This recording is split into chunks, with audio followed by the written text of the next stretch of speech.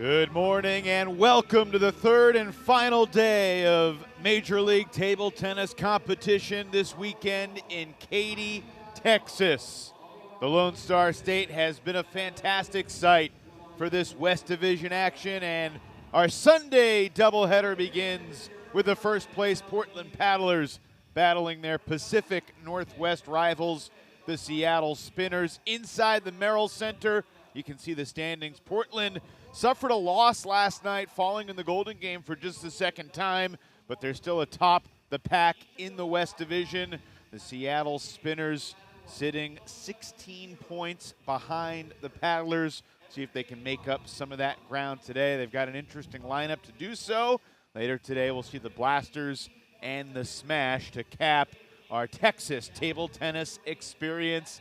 And with that, we welcome you to our broadcast perch. He's the Hall of Famer, Sean O'Neill, and I'm Evan Lepler. Thanks for being with us, Sean. The Portland Paddlers stumbled in the Golden Game yesterday. We saw both teams yesterday that were leading going into the Golden Game fall short in that final climactic experience, but this has been a very competitive weekend so far overall. Yeah, the battle for the Northwest really has two evenly matched teams. The matchup that I'm looking for, Ji-Wei Shaw, Audie Serene, it should be a real good one. Yeah, it's an interesting dynamic how the lineups have shaken out today. We start with the number one player in the league, Portland's Cole, although he's coming off a performance yesterday that certainly he was disappointed in. He dropped 2 of 3 games to El Sayed Lachine. Yeah, that was a very big surprise. Hopefully he'll be able to right the ship and get going in game 1. Olajide Omatayo will be Cole's opponent today. Nikhil Kumar will be in the 2 spot against Portland's Jonathan McDonald. Mixed doubles action with Lay and Goodwin going against Omatayo and Diaz. And then the 3rd and 4th singles matches both are intriguing, with Vila taking on Lapchik and Ji-Wei Shaw, who's had a great weekend going against Audie Serene, who's had a really tough weekend so far for Seattle. We'll see if Serene can bounce back. But let's dive into this first singles showdown. Cole representing Ukraine and Nigeria's Olajide Omatayo, who's made his MLTT debut this weekend. He's had a bunch of really close games. He's gone 1-2 both days, Sean.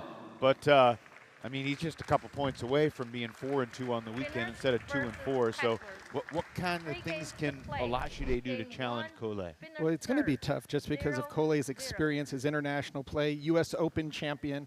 So Omatayo is going to have to get his forehand into play.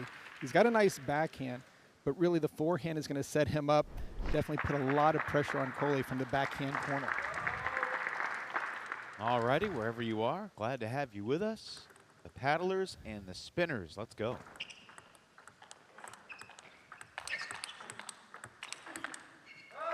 Entertaining first point, and Olajide Omatayo takes the early lead on his serve. 28-year-old who now lives in France from Lagos, Nigeria.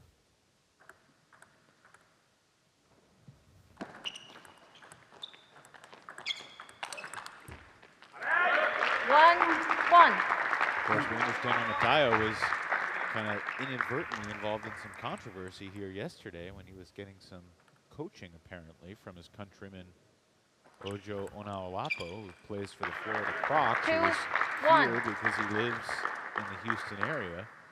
And as part of the conversation late last night and early this morning was about that situation. And 2-1.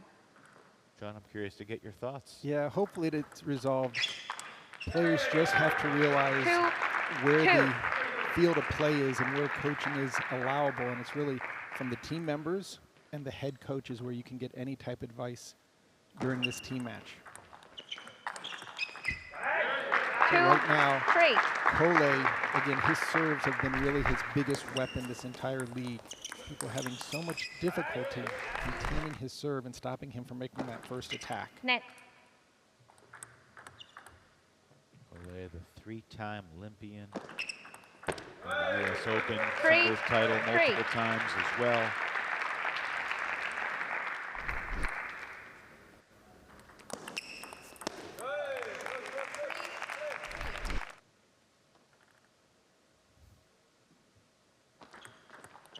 Once again, he mixes it up Cole mixes it up so well, the heavy underspin, same motion, and also able to give a lot of topspin. If you were coaching a player, preparing him to face Cole, what advice would you give him in terms of returning his serve? I would go for some winners occasionally, because if you pop it up by playing too safe, you might as well just go and pick up the ball. His forehand is so strong, so take some calculated risks. Go for some shots, but you really have to get a good read on whether it's side spin underspin or side spin topspin. 4, Lachine yesterday did a magnificent job of really neutralizing the serve and getting his own over-the-table attack going. 2-point lead for Omotaya. And there's that side spin, 5, top spin. 6. Even if that lands, it's popped up and Cole can attack You're it. exactly right. Top spin again. Oh! Omotaya 7, 5. on the charge. Great backhand off the bounce, down the line block to an open court. I got to imagine Olajide is excited for this opportunity. I mean, yes, it's a challenge, but a chance to make a name for yourself in your first weekend going against the #1 player. Really nothing to lose. 7, 6. Expectations are high for Portland in this match.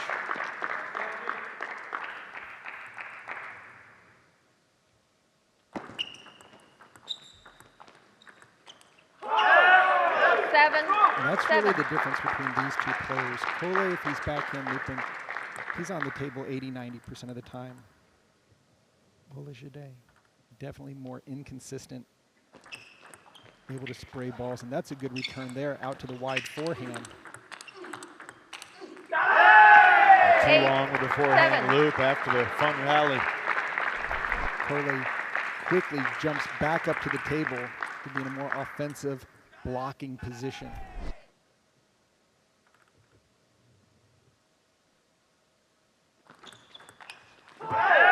Not a bad choice, 7, just didn't 9. need the amount of side spin.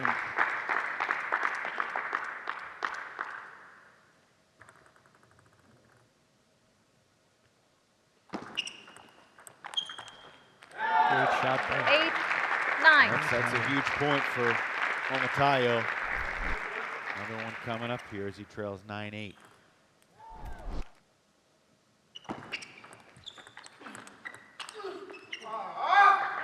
Cole 8. with a couple of game points on his serve. And just great ball placement by Cole, keeping Omotaya stuck in the backhand corner. Tried to turn the corner, but no real angle.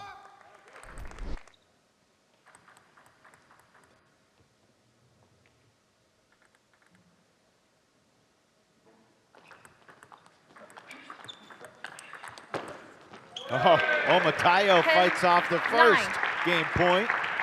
That down the line backhand block is very effective.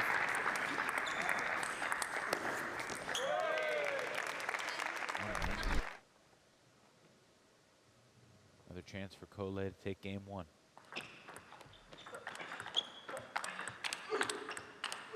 Omotaya 10, 10. takes both points on Cole's serve, and now we begin the day with golden point at 10-all.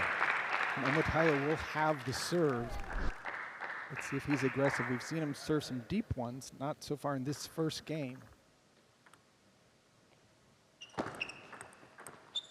Oh, goodness. 11, 10. Disappointing Game conclusion one. to a 10. thrilling opening He game wins for by 11. Olajide Omotaya, and Cole takes it 11-10. He went with the short serve. Cole's a little stronger on the short game. Omotaya unable to get close to the ball and re-drop it short one more time. Point to Portland.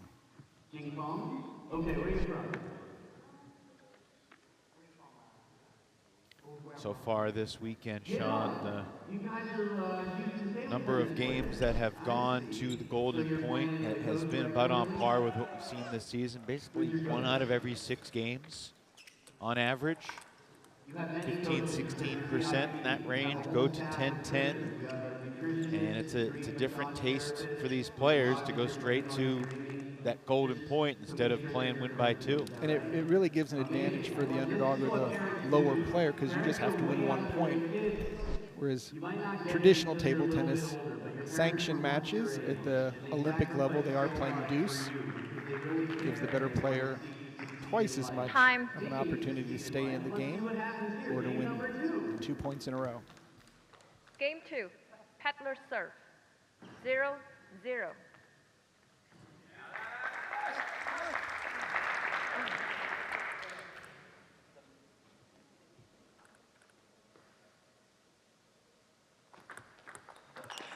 Oh, look at that backhand by Collet. 1-0.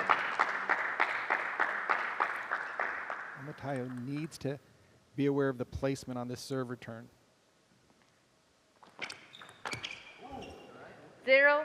Looking at the paddle as if to say, that's not what I wanted you to do. Those serves generally aren't loopable. They're very short and low.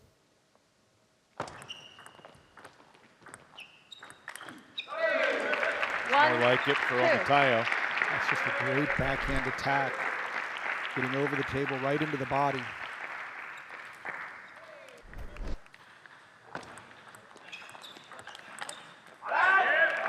How Collet fares in this match and in the Golden Game today will likely dictate, will he stay in the top spot in the rankings, or will he be surpassed by Enzo Angles, who's currently in the 2 spot? He is going to drop quite a few points from yesterday's upset. He did have a cushion, though. Yeah. He was a clear #1 coming into this weekend. The way the MLTT rankings have been created.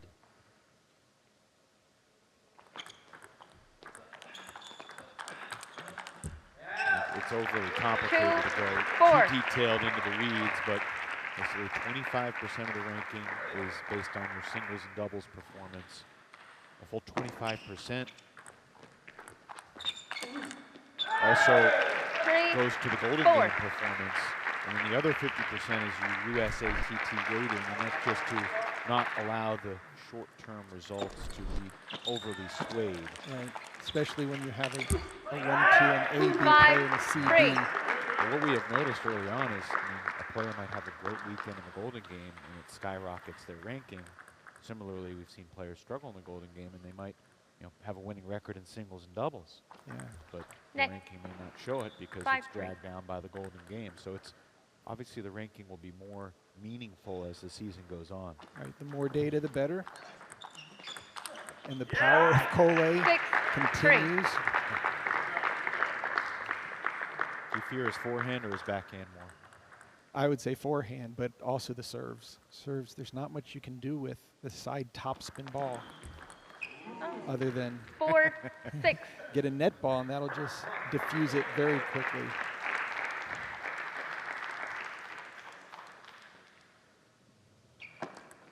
Net.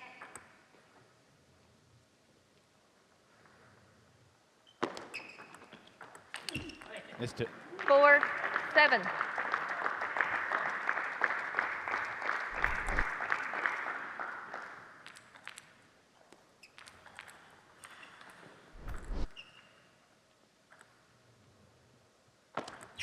Net.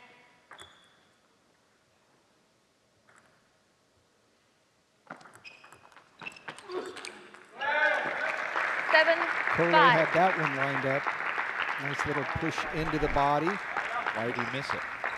Just didn't have enough time, and the heavy spin that Matayo put on the ball. You have generally a good feel, good sense of how many revs.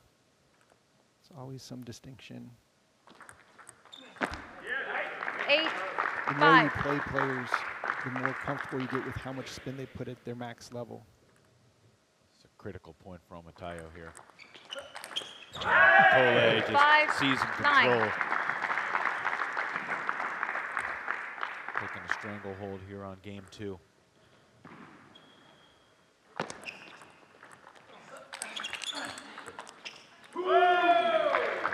That's a power rally right there with 2 really good players making tough shots. Collet just a little bit better at the end. Nice deep push by Collet. Matayo was able to get the backhand loop to land.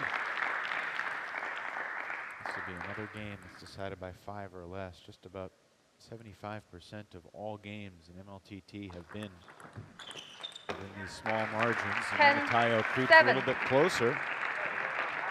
From 10-5 to 10-7. Cole loses this point, and Matayo will have a couple serves to get back to the golden.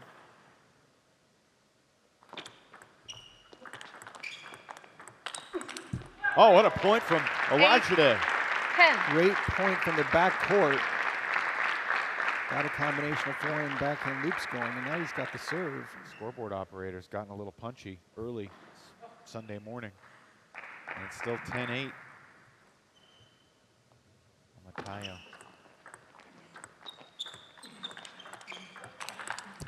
But Cole too good, even on the return, and he takes game 2, by 11-8. Just a good control off the serve, another short drop, and then a quick ball into the backhand, then followed by an attack to the middle. Very strong position. Matayo unable to get behind the ball. You can see the bent wrist. Showing once again not only power, precision, but also placement. So Sean, we are just over a month away from potentially getting to see Cole take on Enzo Angles and Daniel Borak and the best players from the East Division in that early December event, Rock Hill, South Carolina, just outside of Charlotte.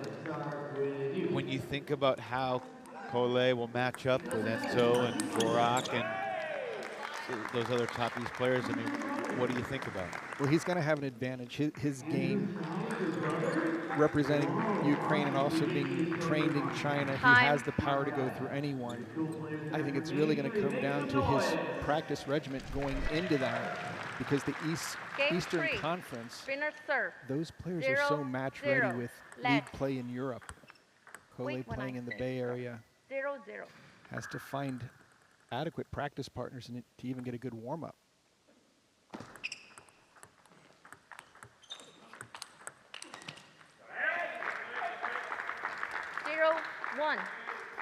And right now, Portland in a sweep position, which is exactly how they like to start their matches. 1-1.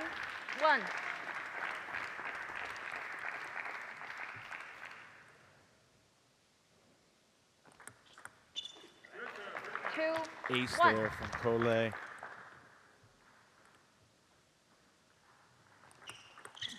That ball, I mean, you can see it, right? The racket's up and down. It's side spin, top spin.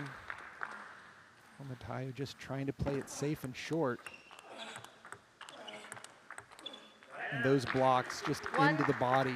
So if you see that side spin, top spin over and over again, can it become predictable, or is it like a knuckleball where you just never know which way it's going to go? It's predictable. The problem is with Matayo, he really doesn't have anywhere to go with it. He's going to have to flip it, which brings him under the table. And Cole's going to loop the next ball deep on him, so he really has nowhere to go. So, and he's trying to keep it short to just take away that advantage of the first attack. Or I should say first big attack. So getting it on the table is actually no problem. It's finding a spot where Cole's not going to make you pay for it.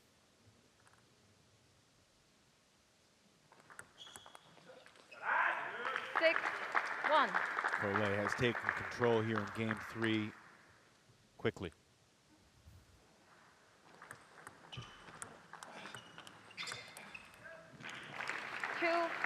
Cole grabbing his shoulder a little bit. Keep an eye on that. Still shaking it out, wiggling it.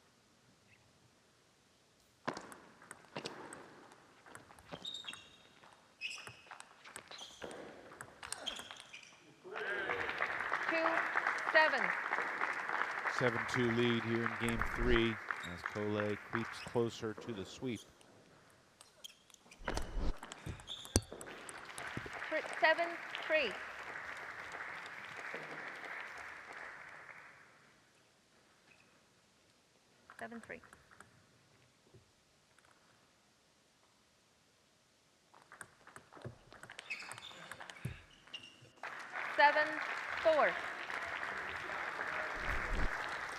And Cole just working the first ball, reaching for that second one.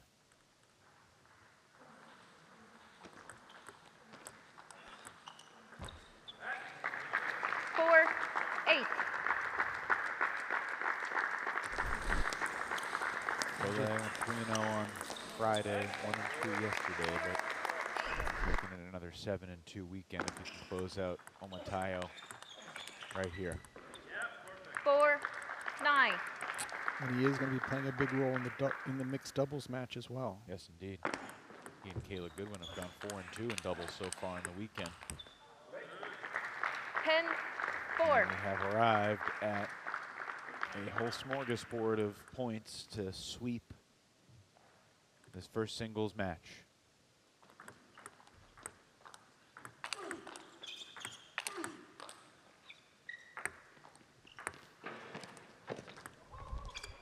Oh my, what with the left hand, and he almost got it. 10, That is some 5. hustle. The soft drop shot, Coley running past the net, changing hands, and trying to run it down on the other side.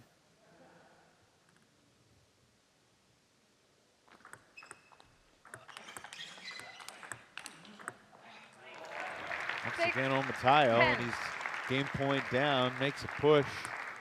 He's down 10-8 in game 1. Got it to 10-all. He was down 10-5 in game 2 and got it to 10-8. And now 7, down 10. 10-5 in game 3s. Forced his way back in a little bit. And Coley 10, errantly 8. hits the return, so it's 10-8 now. The beauty of these short 11-point games. This was another player outside of Coley. I think Christian might take a timeout right now, but he trusts Coley to remain composed on his serve.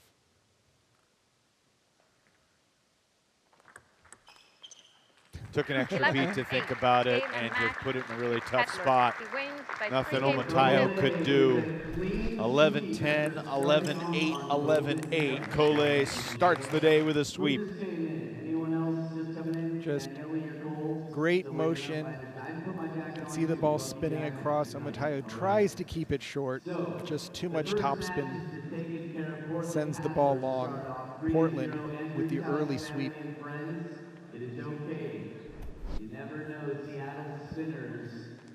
Joined now by Portland Paddlers star Coley. Congratulations on taking 3 straight games. Coley, can you hear us? Not sure we have Coley's audio at the moment. We'll get that sorted out. Coley, talk to us. Oh, we're still struggling to hear him. That should make the difference. Now we got you. Coley, congrats on the 3-0 sweep. How'd it feel to be back out there? Yeah. So, well, yesterday was a tough match. Surprised, and then played no good. And then today I have to back to the game. Yeah. So looking forward, you've got the mixed doubles match coming up where you'll face the same Omotayo and Fabi Diaz. What are your thoughts? What are you going to tell Kayla to get ready for that very important mixed doubles? Yeah. Last match she was a bit nervous. Yeah, because it's major league is big, very big for her. Then today I will just tell her to relax and then try to put the ball on table. Then I try to block. Yeah. We know you've won a lot throughout your career, throughout your time early in MLTT. How did you handle the adversity that you experienced yesterday? What was it like last night, thinking about it, getting ready for today? Yeah, you have to accept. Sometimes win, sometimes lose. This is sport. Then when you lose, you better don't get disappointed, and then get fresh and come back. Yeah. Are you pleased with how you played today? Yeah, that's all. What was the strongest aspect of your game today, did you think? I think mostly is relax. Yeah, because to play number 1 is really if you give yourself so much pressure, then disturb you play your game. Yeah. Strong weekend in singles. We'll see you in a little bit to the doubles. Thanks, Ko. Okay, thank you. Bye. Always good to chat with the Portland Paddlers standout. Now we shift to second singles, Sean, and I'm really intrigued by this match. Jonathan McDonald against Nikhil Kumar. And I've just been kind of relentlessly impressed by both these guys, so I'm curious how their styles will contrast, and we'll see right now. The backhand down the line that 1-0. Jonathan has been doing to all of his opponents will go right into Kumar's backhand. So he's not going to have that advantage like he's done against so many other righties. I would look for Nikhil to try to play as many out to Jonathan's wide forehand, just to keep him away from the backhand.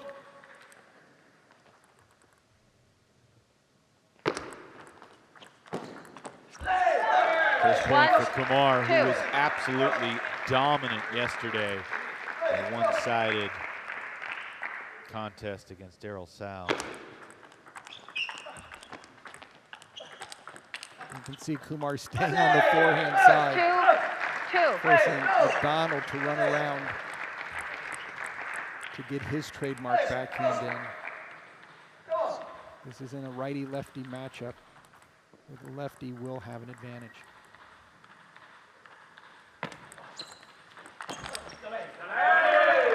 Nikhil Kumar only allowed 11 points to be scored against him over 3 games yesterday, won 33-11 in aggregate.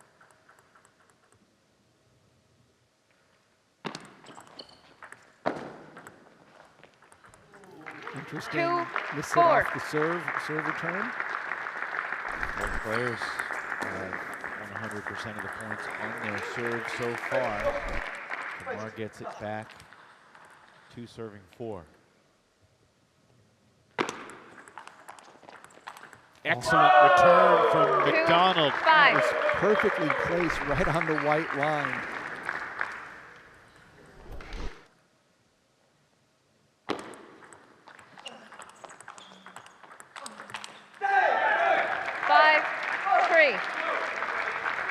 This is going to be a fun match. No, absolutely, both players, a lot of energy. Both playing kind of mid-court.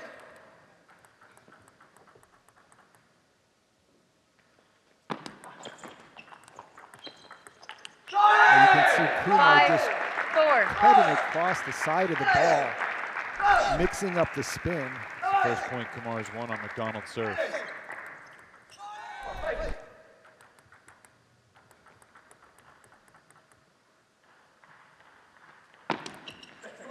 And a service error allows Kumar to tie it up 5-all. Chance for a lead on his own.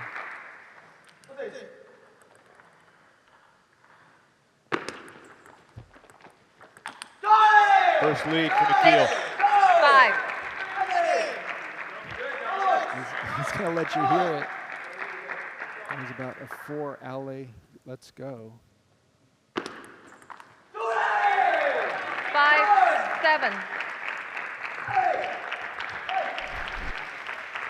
Kumar's theatrics echo through the Merrill Center.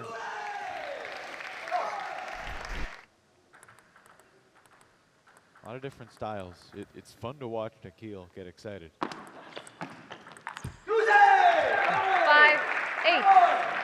He's really taking a lot of pace on the serve return off the ball. Might look like it's really high, but it's not coming out, forcing McDonald to really step in.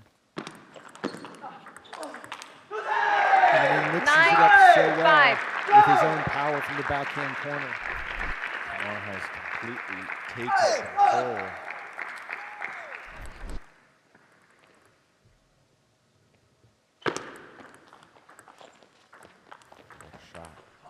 That's some crazy side spin. 9-6. How McDonald was able to return that other ball. Snaps a 7-1 run though right there. Kumar had won 7 of the previous 8 points. And a service error from Nikhil. 7-9.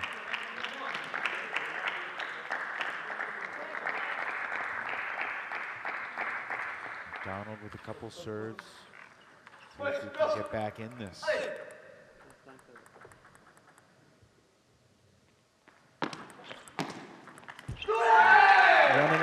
forehand to play a 10. backhand. Not an easy strategy to put into play. Really no angle to the cross court. Can only go down the line from that position. Kumar sends it long. 8. But he went for it. He was trying to force the point instead of just keep going short, short, short. Couple good points on his serve to take game 1 for the 20-year-old Kumar. 10, From McDonald 9. deep. Makes it 10-9. Funny how early in the game players couldn't lose on their serve, and now players struggling to win points on their serve. Both players are getting more comfortable where to return it to stop the server advantage. Kumar takes 11, game 9. 1 Game 1 to the spinners. by 2. He wins by 11 to 9.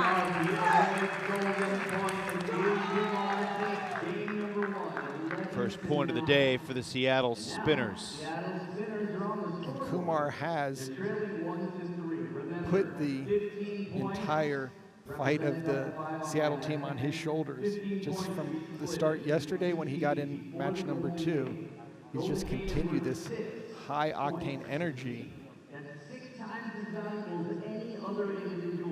Kumar is not like Nick Kyrgios in that he doesn't demand energy from the bench. Like Kyrgios will be screaming at his team to give him energy, but Kumar delivers the energy to the bench, and like the Seattle sideline cannot help but be more enthusiastic when Nikhil's on the table. He's in the second position right now in this match, but I really think it's a huge advantage when he is playing in the first position because it just electrifies the next player on his team going out to keep that energy going. But no, Nikhil Kumar, after a little bit of a slow start, just really started firing and mixing it up so well. Sometimes going for the flip kills on the serve, sometimes just dropping it, moving the ball around, taking advantage of being the lefty in this match to keep the wide angle out to the forehand of McDonald and away from his stronger backhand.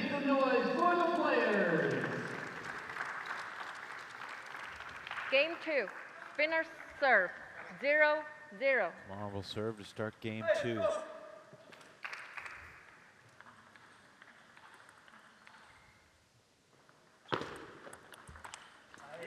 Where do you think Jonathan 0-1. McDonald's confidence is at after dropping game 1? I think he'll be fine. I think he knows he needs to get more backhands into play, and now 2-0. Kumar with the service error, Yeah, McDonald taking 2. chance to really seize control here early if he can take both these points on his serve. Very aggressive play again by Kumar, going right into McDonald's strength on the backhand.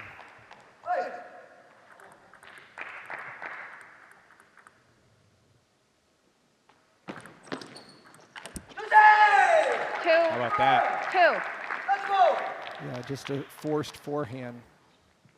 Looks like McDonald's not sure whether he should just be spinning the ball on or driving it for a winner. Kumar just mixing up the tempo. That's a much better controlled attack by McDonald to a good location.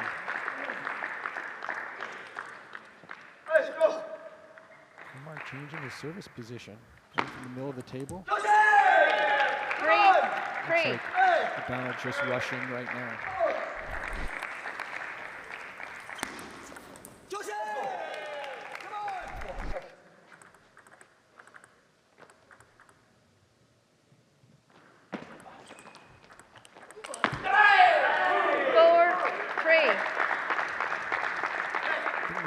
McDonald just needs to settle down and get his first attack on.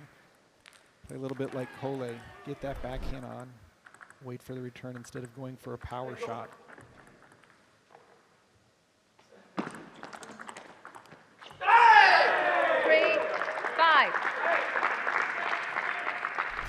Motion from McDonald.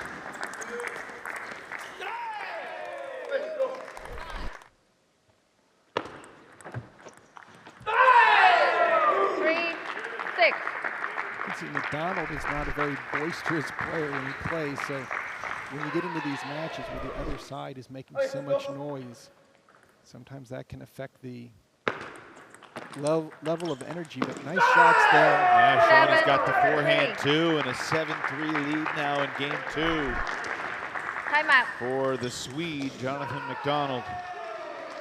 Timeout taken by Luba Sadovska, the Seattle Spinners Spinners called coach, timeout. to chat with Nikhil Kumar, who was her first round draft pick in the inaugural MLTT draft. And I think it's a very smart timeout. She's doing that because she believes Kumar can come back in this game. That if he rights the ship, maybe changes the service locations, he can break McDonald and then hold his own. But they want to get back after the first game and match sweep. Kumar's 11-2 right now in MLTT singles. 7-2 in Santa Cruz, 4-0 so far this weekend. What has McDonald done to fluster him? Just started getting his backhand in. He's playing a lot smarter, not going for so much, keeping Kumar back off the table. But these forehands, when he plays it down the line from his forehand position, he really exposes one of the weaknesses of a left-handed player who likes to play in that backhand corner and do the same thing, play it out to his wide forehand. It works in both directions. Daniel Tran sitting on the bench in between Jiwei Time. Shaw and Collet.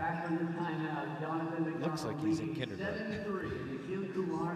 And we see Daniel Tran play great table tennis. He's 16 years old, but Collet and Jiwei are just such seasoned pros. And man, it's a fun vision.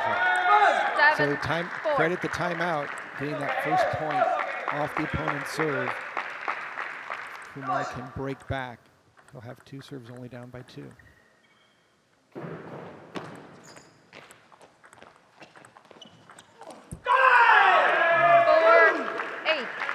Kumar got the ball he wanted, just really not in the best foot position to do anything with that final forehand. Still work to do for McDonald, but this has the feel of a rubber game coming up. Net. 4-8.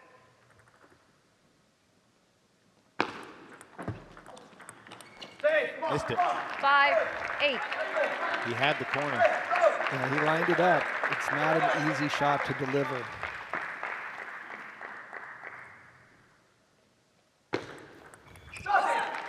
Again, you see McDonald just staying away from the short forehand serve return to run over and play a backhand, which really opens up his backhand court. Pressure shifts back to McDonald here on these serves. Let's Takes an play. extra couple 8-6. seconds. And we are Portland going to with get a a timeout. timeout. Yeah, the delay was not appreciated by the umpire Red or zone for Nikhil Kumar, timeout. who articulated, I'm standing here ready to play. And then we saw Christian Lily Rose stand up, make the timeout signal. There's no official rule of a number of seconds between points. It just Continuous play, yeah. So yeah, definitely the pressure on Portland. Kumar mixing it up so nicely. Got that first heavy spin in with the backhand. And then McDonald running around the forehand. Where do you think McDonald should go on this next serve? I think serving short to the forehand would be a great location just to get Kumar out of the backhand corner. When Kumar's playing in his backhand corner, his down the line backhand, his fading forehand, and then also his ability to play into the elbow is there on every single shot. From the forehand, much more difficult to play down the line, more likely to play just cross court. Time. Umpire has called time. McDonald returning to the table. It was a big moment for Jonathan. 8-6. He has slipped below 500 with his singles record. Enter the weekend 5-4. This is a huge serve right here. He went 9, aggressive and 6. deep into the body. Stayed away from the short serve. Yeah, put the pressure on Kumar unexpectedly. And did it again 2 times in a row. 10-6 lead now for McDonald. And Kumar just kept that ball in play. He really didn't do anything with it.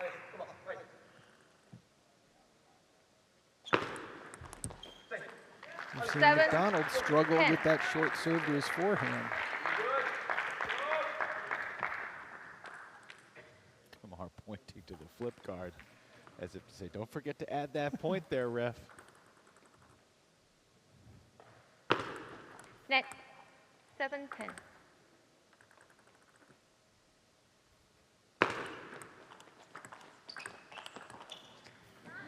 That's it. McDonald takes game 2, 11-7, Peddler. to set up a very intriguing rubber match and a Kumar-esque roar from McDonald.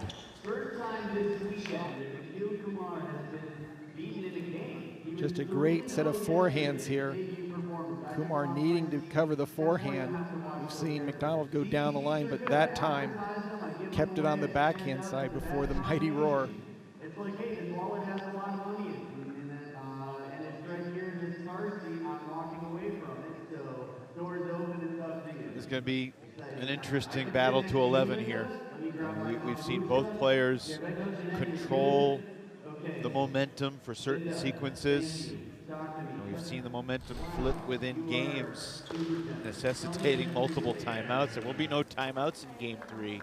We know that going into it. I mean, do you think the player that gets out to the early lead has it here, or do you think we could see some swings? Both these players are quite streaky once they get their games going.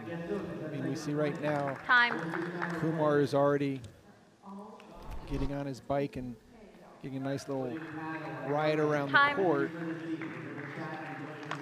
He's going to be bringing a lot of energy, I can tell you that. McDonald is out there to just try to quiet him down.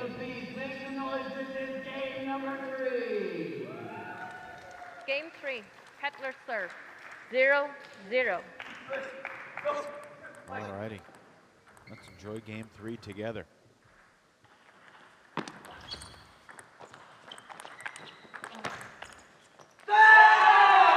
A slight tactical adjustment at the last minute. McDonald tried to go short.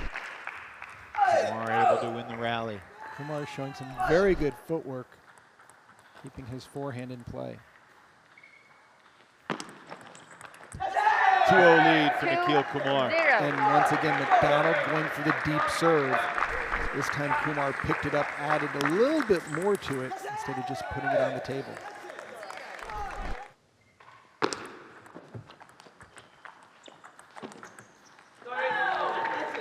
Smart location. McDonald really has no angle when Kumar takes his forehand down the line. Tough spot for McDonald. Again, 0, 4. staying on the forehand side. McDonald, as traditionally a very strong backhand player, squares up to the table to make the backhand. It also makes it very tough for the forehand.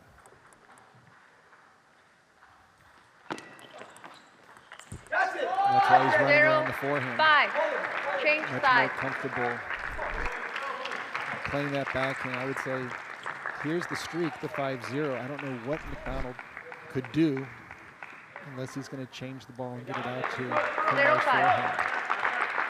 Paddler's bench coming to their feet, making some noise, trying to give McDonald some confidence from afar.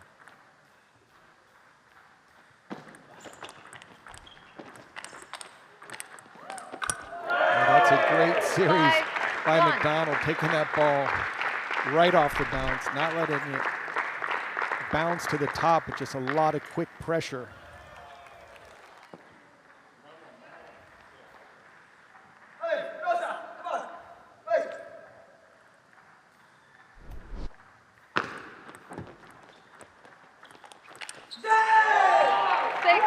That was a big point.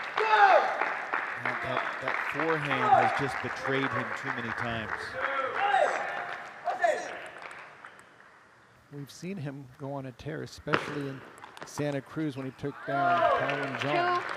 2-6. It was a really big surprise.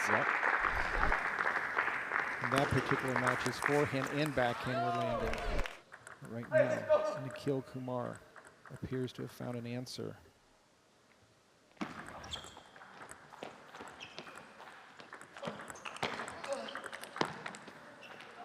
That ball caught the edge of McDonald's racket.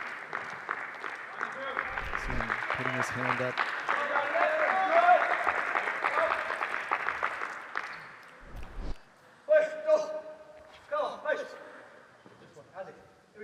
Huge point. Massive.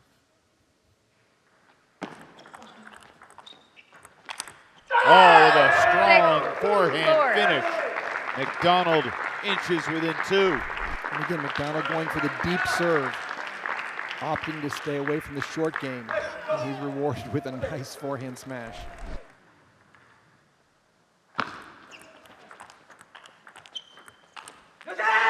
That was the shot right there. It was available to get within 1 after being down 5-0. And he set it up beautifully with a couple backhands.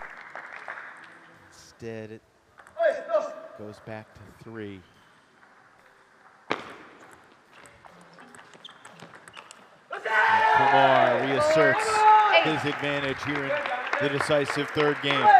And once McDonald does go out to the forehand, Kumar quickly plays it wide to the backhand to start to keep McDonald off balance. And has to make a strong shot initially if he wants to get into the points on his term. Mixed doubles coming up here shortly.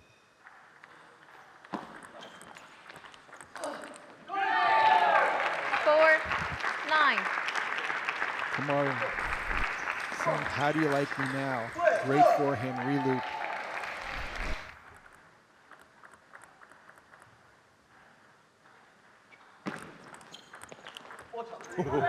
There's the backhand.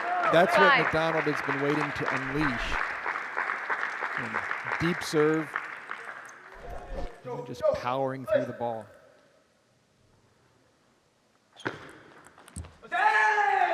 That's first. It's a very difficult angle to take a cross-court serve, breaking away from you. Try to take it down the line.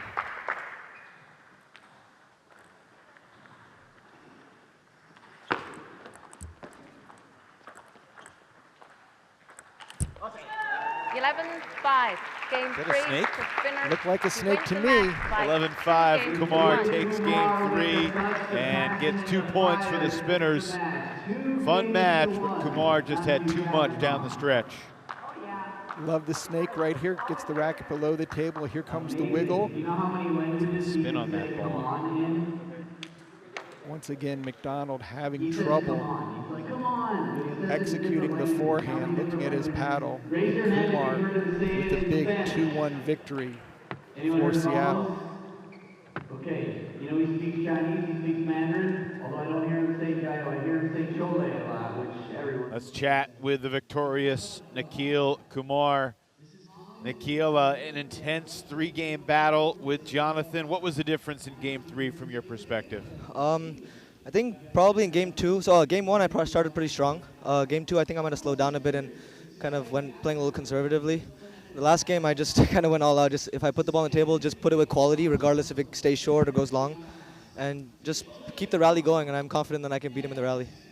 Yeah, it seemed, Nikhil, that when you were playing short to his forehand, he really didn't know what to do, whether he should step around, use his backhand. His forehand kind of left him there. Were you thinking the whole time, let him make mistakes, or were you really focusing in the final game on putting the pressure? Because you made a lot of big forehands as well.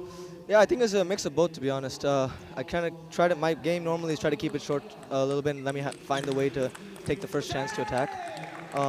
But some points I needed to change it up and play aggressively as well to kind of keep him on his toes and not sure where the next ball's going to be coming. Nikhil, literally your final shot that you hit was from underneath the table. What are you trying to do in a shot like that? I'm just trying to put it on the table, to be honest, in hopes that he missed it. Fortunate for me that he missed that one, but Yeah, I was just trying to put it on the table. How much spin was on that last ball? I think there was quite a bit, but I think it was almost, I was giving him kind of his spin back in a sense. He played some good spin on that ball, and I just let him get feel of what he gave to me. Good stuff. Strong performance, 2 out of 3. We'll see you in the Golden Game later on. Thanks, Nikhil. Thank you.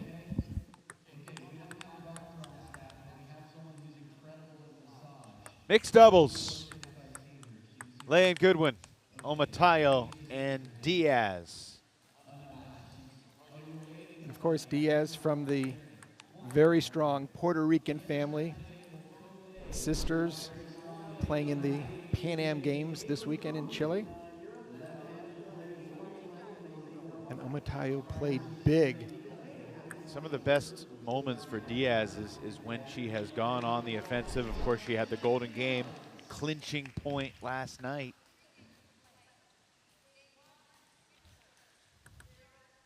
It wasn't last night, it was Friday night. For the sake of accuracy, 1-0. and a 1-0 lead here for the Diaz-Omatayo duo.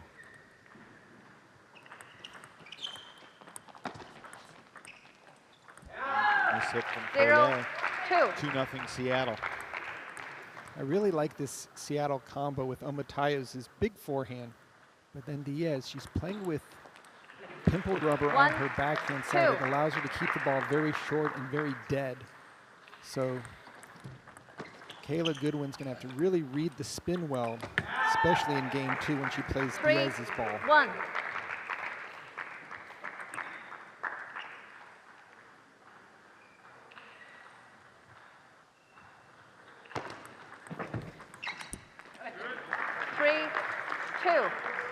Smart play by Goodwin, keeping it on Diaz's forehand.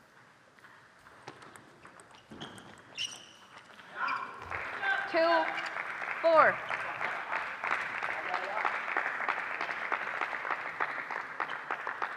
Four-two lead for the spinners. Couple serves here for Kayla Goodwin. See if she can set up the third shot attack from Collet. Pretty good short return from Diaz. Didn't allow Collet to do all that much with the attack. There's that strong backhand by Diaz, but Goodwin, 5-3. excellent attack in the backhand corner.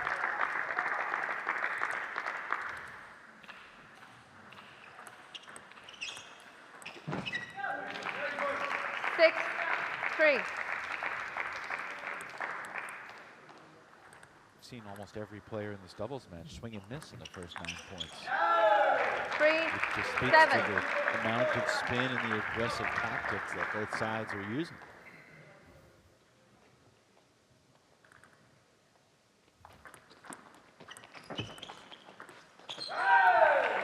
And I think also with the male players, often they'll back up.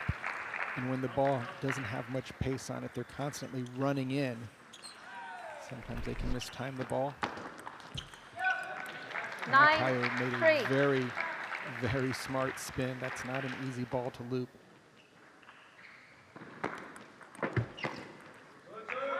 9-4.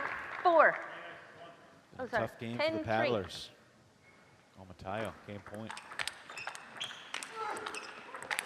What a sequence. 11-3. Omatayo Game and 1 Diaz spinners. both They win by delivering 11-3. massive winners over the course of that game. Complete 1-2 punch, and we have seen Diaz really land that nice forehand smash. Of course, Omatayo, great forehand topspin. Look at him turn that ball over and then just banging it away past Collet is Diaz. Excellent teamwork. Most lopsided game of the day so far. And the win goes to Seattle. Sean, did you view this as an even mixed doubles match, or did you come into it thinking that Portland had a slight edge or a significant edge? Well, as I've mentioned before, the order changes every game, every match. So I would look for Portland to be much stronger here in game 2, but it's really for Omatayo and Diaz. Go for it. Take some chances, take some risks. Saw that game. Coley played so safe, trying to make sure that his partner didn't have any strong attacks coming at her. But Omotaya got the job done, and then, again, teamwork with Fabi Diaz. Time. Excellent play. Awesome. Well, thanks for passing on the tradition, son. We'll interview you soon. Nice shirt, looking sharp. Back for game number 2, players. So now Coley will be hitting the ball to Diaz. I was just thinking about what tennis or pickleball Game would 2, be like Pettler serve. if in doubles you 0-0. had to alternate Oh, shots like table tennis. It would make it much more footwork centric. 1-0. The best doubles teams always have great footwork in table tennis. 1-1. Missed it. Those short balls, you really have to get in quickly.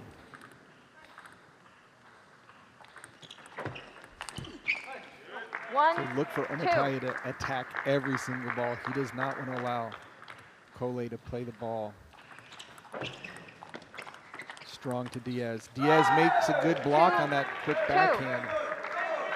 Diaz is not going to leave the table. She's going to stay up. It's going to be up for Omotaya to run all over. Your shoelace. Try to get his forehand into play. A shoelace timeout. Diaz takes 2-2. care of it. Goodwin needs to keep these serves short and low. 2-3. Diaz is at a different demeanor here in Texas compared to what we saw in Santa Cruz. Definitely 3-3. played great mixed and so big in the Golden Game.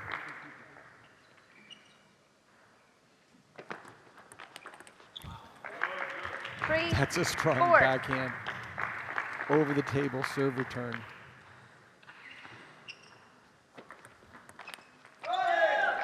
4-4.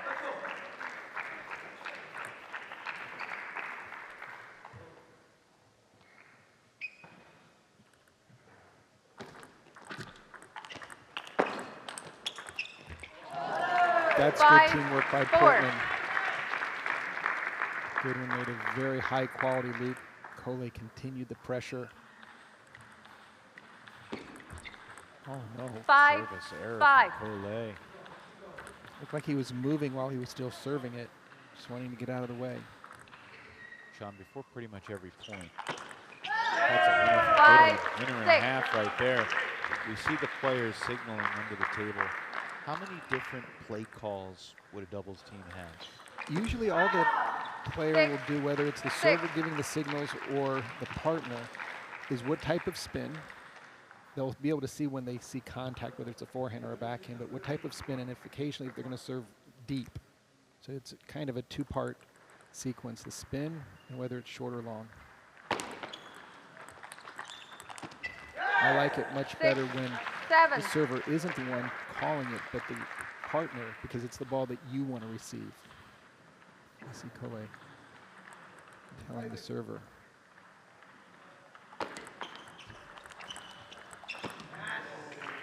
Eight, 6.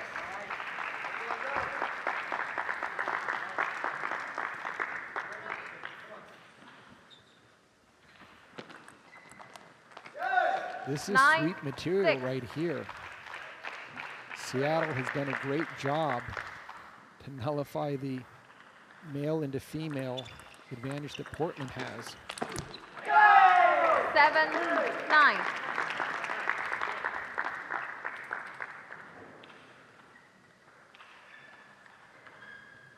Huge two serves right here for Coley.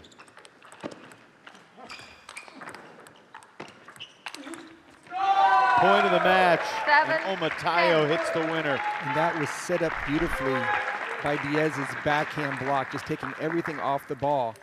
Goodwin could only keep it on the table, and quickly Omotaya jumped on that ball. Again. How about that? Diaz, 11-7. great hands, Game great 2, placement. Seattle takes both points on Coley's serve to close out the 11-7 win. And as Sean said, the spinners will have the sweep on their mind as they take the table for game 3. Just super teamwork. Diaz playing the short ball so well. Omotaya bringing in the forehand topspins from the backcourt. We're seeing Omotaya with a little bit of a Kumar dance there, getting ready, realizing. With that win, Omotaya and Diaz are guaranteed a winning weekend in doubles. They were 3-3 coming into the day. They're now 5-3. Meanwhile, for Cole and Kayla Goodwin, this is a huge game coming up here. They need to erase the 0-2 feeling from their minds and recognize that they are 4-4 on the weekend in doubles, and this is a make or break sequence, obviously for the team match right now, but also for this paddlers doubles team here in Katy, Texas. Yeah, I want to say that Seattle has probably found that perfect doubles mix.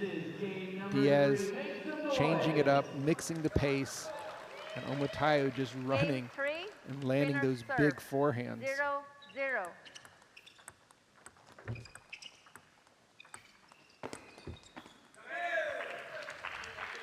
Very 1-0. tough. Cole not sure whether he should be overly attacking, trying to make sure that Omotaya doesn't give too big of a shot to Kayla.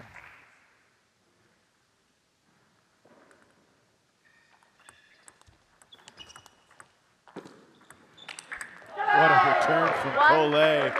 From under the table and off the table, lunging to keep that point alive, and he won it.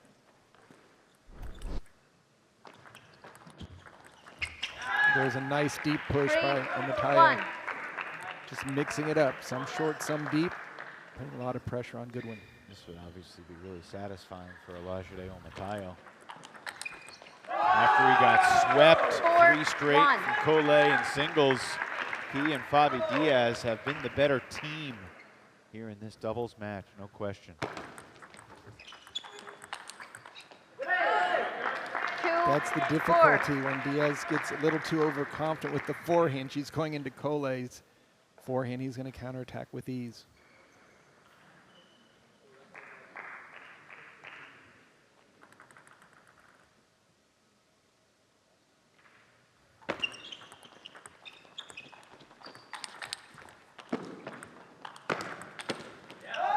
What a point. 2-5. When Goodwin's attacking, she really sets up Cole nicely. When she gets off the table, really doesn't have too much of a defensive stance. See here on this ball right now, kind of punching from the backcourt, very difficult to land that ball. 2-5. It's been a lot of good rallies, but most of the good rallies have gone Seattle's way. And that was the forehand flip we saw Omotaya land on match point in a previous mixed doubles match. Now he's got the serve. 6-3. Diaz, great forehand over the table.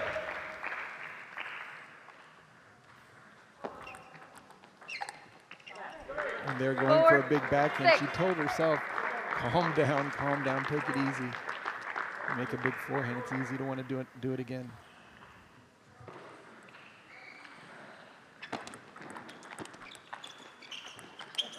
Missed it. 4-7.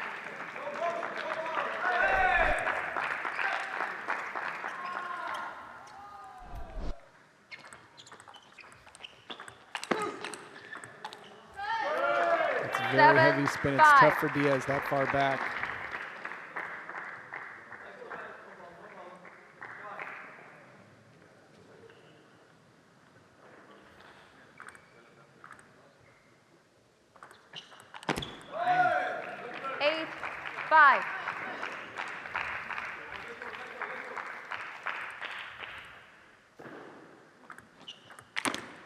Got it that time. 6-8. Diaz wanted to just load up the serve. It got away from her, turned into a bit of a lob. Goodwin just smacked it for the winner.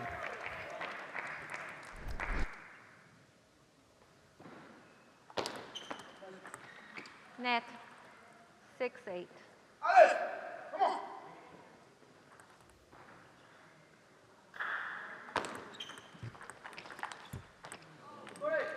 7-8. Well, 2 in a row for Portland has made this third game more interesting. Big point here on Goodwin's serve. Missed it. It's a great 9, block by Diaz. 7. Cole made a quality backhand loop. Diaz just blocked it back without too much difficulty. Fast tempo change of spin.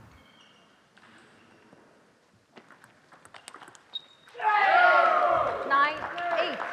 Paddlers back within 1. See Cole going for it with the backhand direct winner.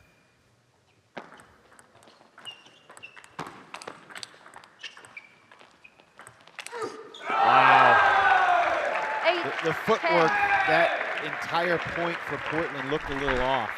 And they were running around, even though righty-lefty, they would crisscross. But Omotayo once again bringing the big forehand into play. 11-8. 11-8 in game 3 as Omotayo and Diaz complete the sweep for the Seattle Spinners. Satisfying finish for the Seattle duo as they go 6-3 in doubles on the weekend, and Omotayo avenges the 0-3 loss he had at the hands of Cole earlier today. Every game counts the same, whether you're winning the mixed doubles matchup or the initial match right out of the blocks. Omotayo did a great job. Looks like we're going to get a chance to ask some questions.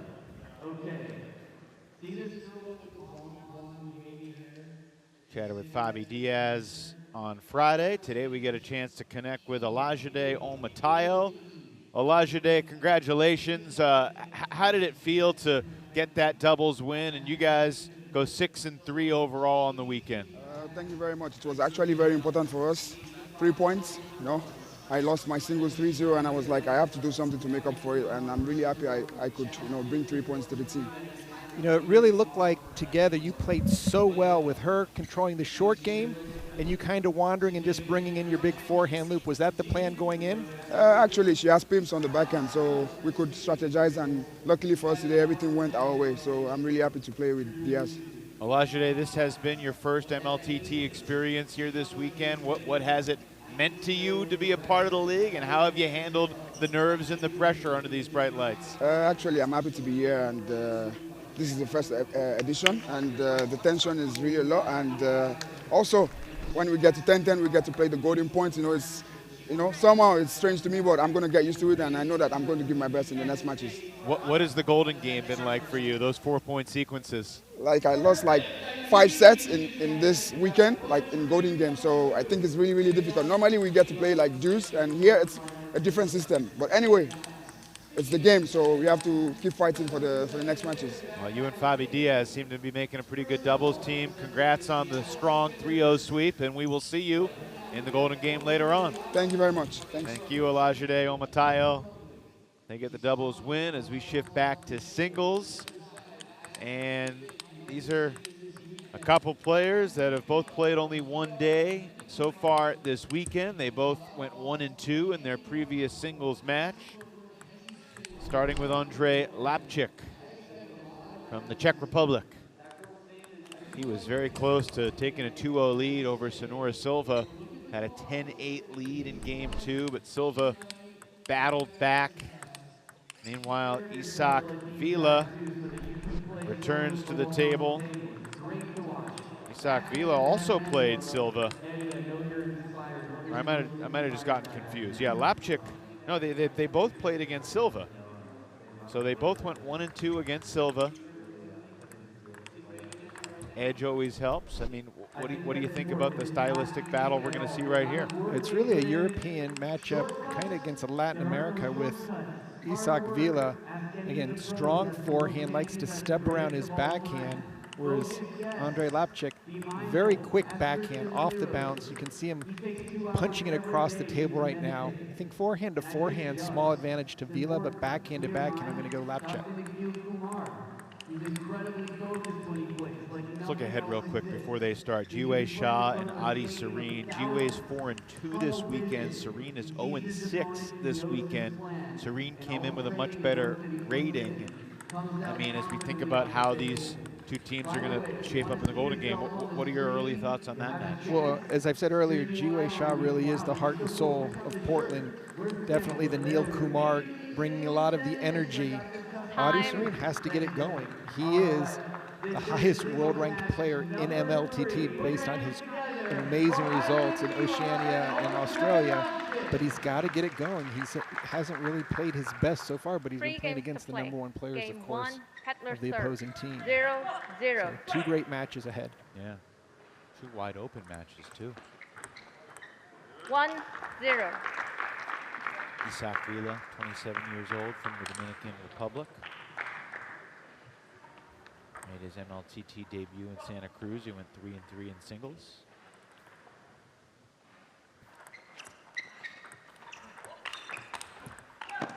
Ooh. 0-2. Stayed on the back edge of the table, off the net. And Vila, the beneficiary, takes the 2-0 lead. Vila really has good footwork. Not afraid to leave the table to get into a counter looping rally.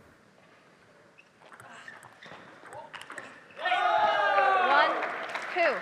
This match really is a tribute to the multiculturalism of the league. And we just saw in doubles, Ukraine and USA versus Nigeria and Puerto Rico. Here's the Czech Republic versus the Dominican. 2. And every country seems to have their own style of play. Generally, it's dictated by whoever's the national champion. Players will copy the #1 player. There's a strong forehand by Vila, but then misjudges. 3. Did you feel, Sean, that a slew of American players were trying to imitate you? No, none of them. But you were a 5-time national champion. The problem was the style that I played was very difficult because I was a forehand only player. So you literally had to cover the whole court. Today's game, you must have a good backhand to compete. My style wouldn't work today. I was going to say, because you seem to be insisting that I work on my backhand, but clearly my forehand is a superior shot right now. But that's exactly my point. So why can't I be a Sean O'Neill and just go with the forehand? It's the footwork. And your backhand is getting there. This weekend, we really made a lot of progress, so I'm confident that we can get there. 4. We haven't worked on the serves yet. I'm nervous about that. That'll be much easier than the footwork. Really? We'll see. 5-3 lead for Isaac Vila Ortiz.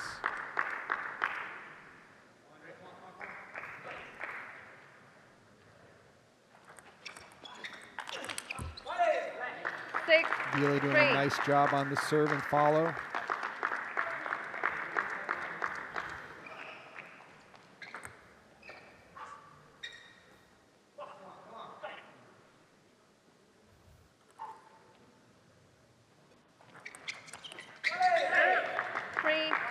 You can see Lapchuk choosing to play a backhand on a serve to the middle. Lets you know which side he's more comfortable with.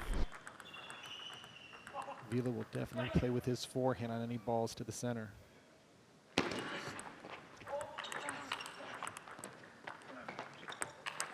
Oh, what a point. 4-7. And we saw Vila with a great defense and the footwork to stay in it, but Lapchuk takes a great angle on the winner.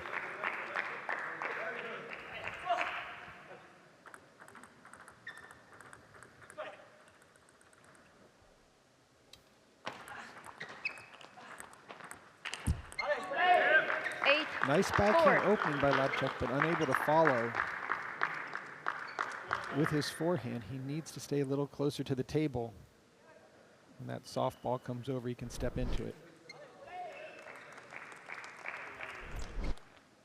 Andre, 24 years old, the younger of the two in this match by 3 years.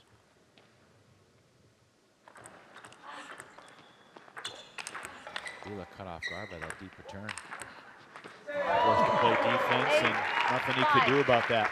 But you could see he stepped around from the backcourt to get a forehand in. He wants to get the powerful forehand if possible. Like he slid in safe.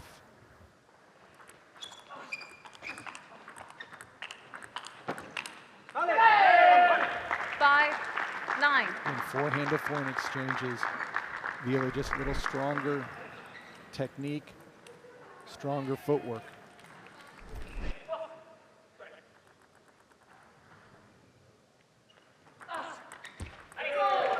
Six, 9.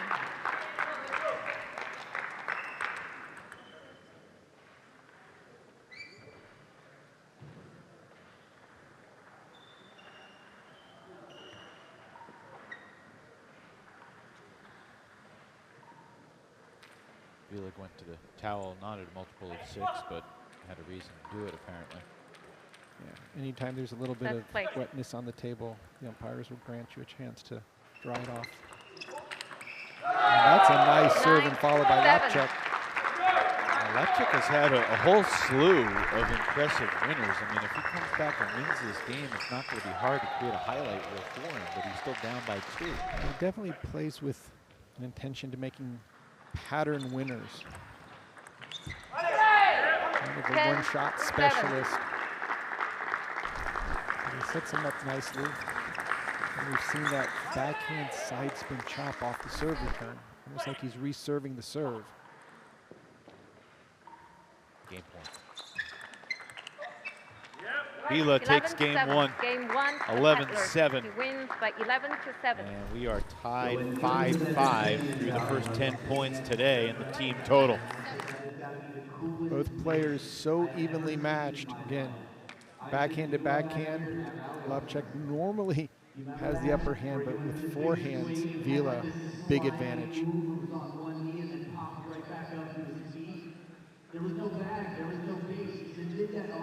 What do you like most about what Isak did?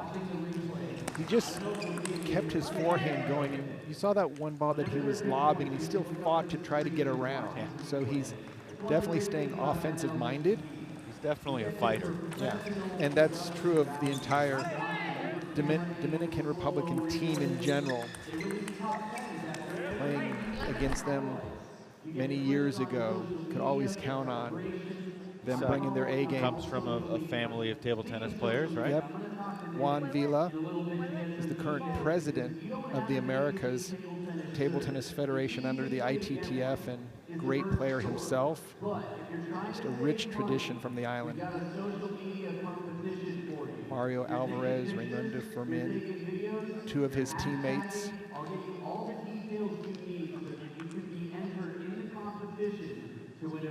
And the one thing is, Christian Lillarose speaks Spanish, and that really makes life a lot easier for Mr. Vila since he doesn't speak English.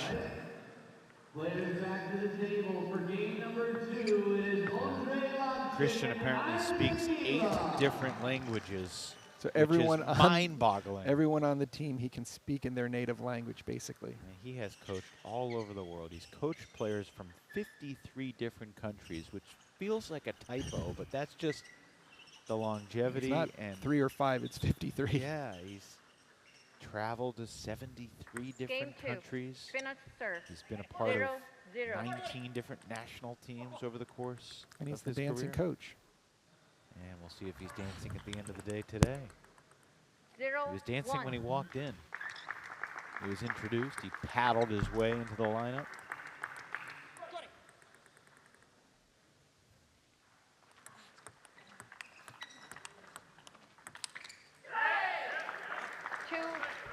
Big point for Vila to win a backhand-to-backhand exchange and take both points off of Lapchuk's serve. And now Vila really playing smart, coming out strong.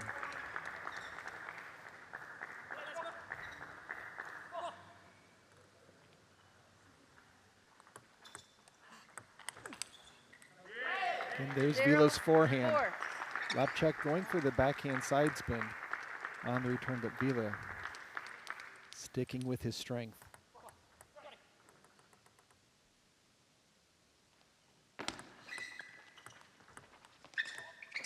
5-0 lead now for the Dominican.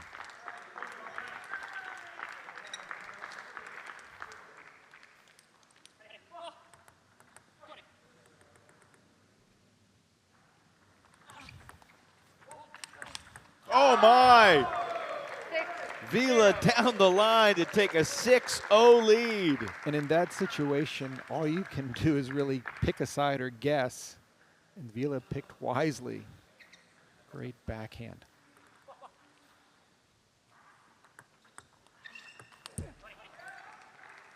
Lapchick scores his first point here in the second game. And when you're down 6-0, Sean, and is it just as simple as the cliche, 1 point at a time? And that's what, as a coach, always remind the players you can't score 2 or 3 points. There's no three-pointer in table tennis, so just move your feet, play the ball, make a good decision, play it to a good location.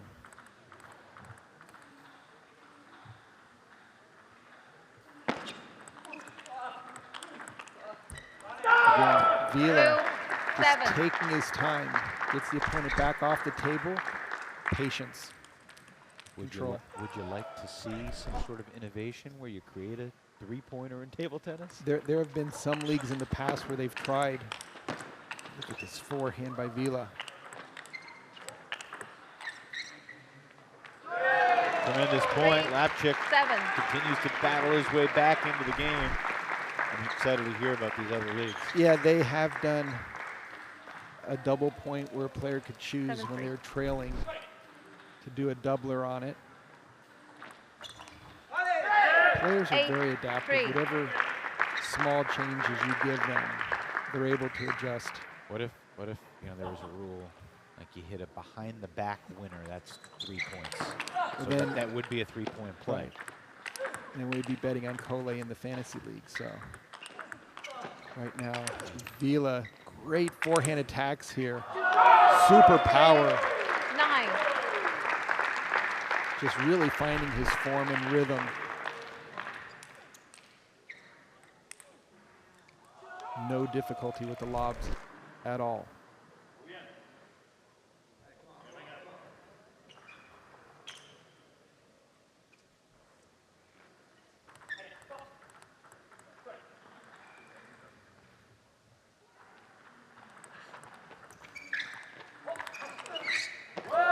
Great combination by Vila, this time on the backhand side. Super short serve return. Here comes the backhand loop, and then a backhand powerful shot down the line again. Ton of game points for Vila. And he went down the line 10, for the 4. seems like the umpteenth time.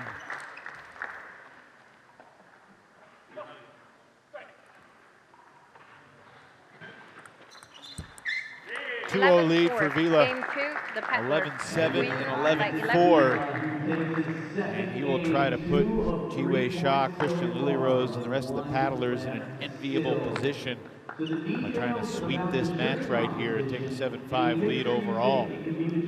Just really playing smart, getting his forehand into play. Lapchick needs to figure out a way of getting to that backhand side of the table. Think you're good. That's the slogan. So if you submit that on social media, Major League Table Tennis will see it. And if you're cheering loud, you make a good post, you get a chance for a free shirt. I see you, Leah. I know you have one, but I know you got How long have you known Christian Lilyrose? I believe the first time we ran into each other would have been around 1983, 84. So quite some time ago. What year were you born? I was born in 85. Okay, so known him longer than you've been on this earth. Did you guys ever play against each other? We did. He was a player. If you can imagine this, he played penholder. Really? Yeah, an unusual grip for a Swede. And Christian was known for his very tricky serves, both behind the back and under the leg. So Game 3, Peddler serve. I'm going to go out on a limb and say 0-0. Christian has had more success as a coach than he was as a player. 0-1. Speaks more to his illustrious career as a coach. Exactly. But coming from Sweden, where they have a really great league system and a club system, and coaching program. Oh, look at that power by Vila. 1. Just really playing the table so perfectly. Wide angle, and the opposite side wide angle. No chance for Lapchuk to run that down.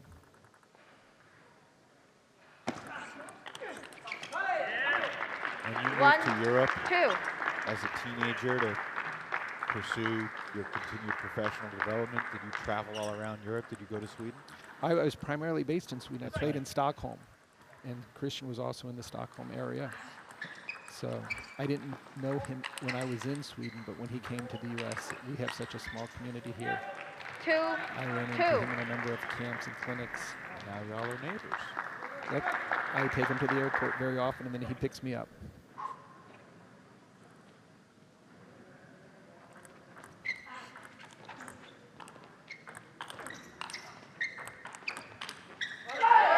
Lapchuk had a chance on that one. Well, there was something else that I wanted to ask you about coming into this weekend. Just a question I had about way back when. I'll ask it after this point. 4-2 lead for Vila. 4. So you played in the first Olympics that table tennis was involved in. Do you remember learning that table tennis was going to be in the Olympics for the first time? And like, was that a life-changing moment for you? It was for everyone in the sport. They let us know in 82, 83 that it was going to make the 88 games in Seoul.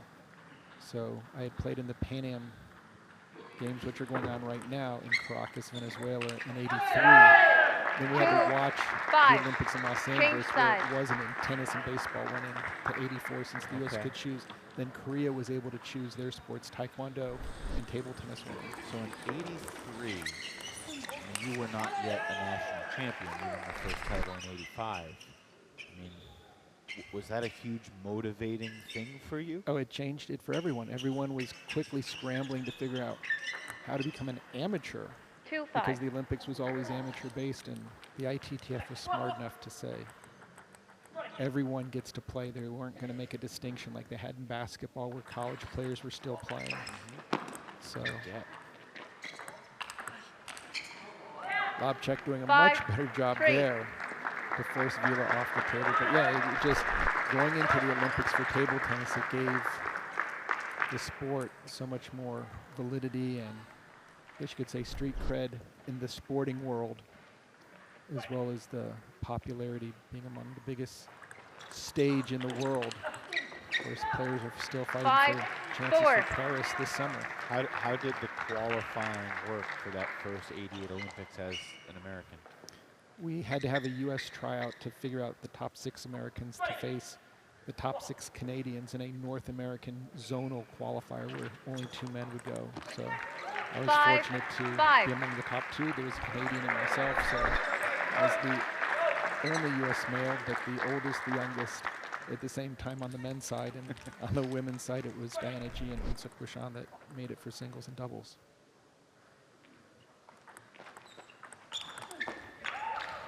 6, The 5. U.S. women have qualified in the team event, which will put them into singles for Paris. The men are fighting still.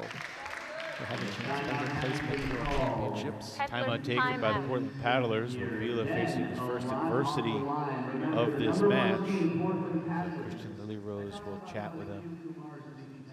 What do you remember about your first Olympic opening ceremonies in Seoul? Being a part of that, walking in with all the other American athletes.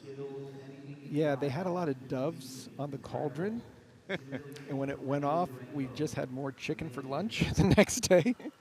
It was great. I hung out with the archery athletes, the archery team, since, again, being the only male, I had to kind of pick a team. And Diana and Unsuk, my teammates, they were busy doing things together. Unsuk, being Korean, had a chance to go home to Seoul, so they were out shopping in Itaewon, and I was hanging out with the archers and getting a chance to learn how to restring the bow and get my arrows balanced. Did you shoot some? No, but I cheered, and my good friend Jay Bars won a gold medal in singles, and in the team event they won a silver medal. So it was so. So you were like an archery groupie. Or more like a mascot. But had a great time in Seoul and then had a chance to do it again in Barcelona. So I think groupie is more flattering than mascot. I was a little kid. You weren't a little kid, you were an Olympian. Yeah.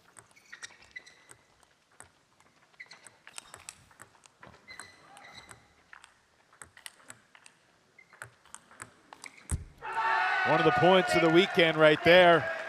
Again, Vila showing great patience.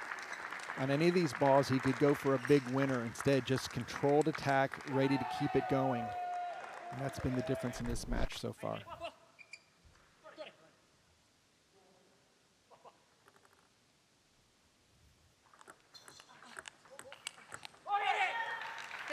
Lapchick back in front, 7-6.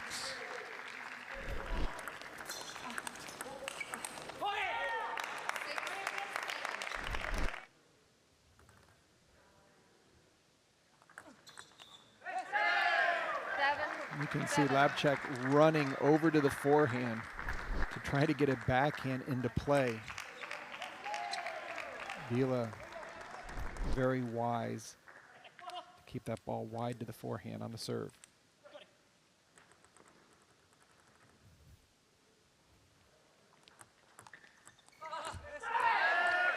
Miss hit by Lapchick there. He knew it as soon as he touched it. 8-7 to Vila.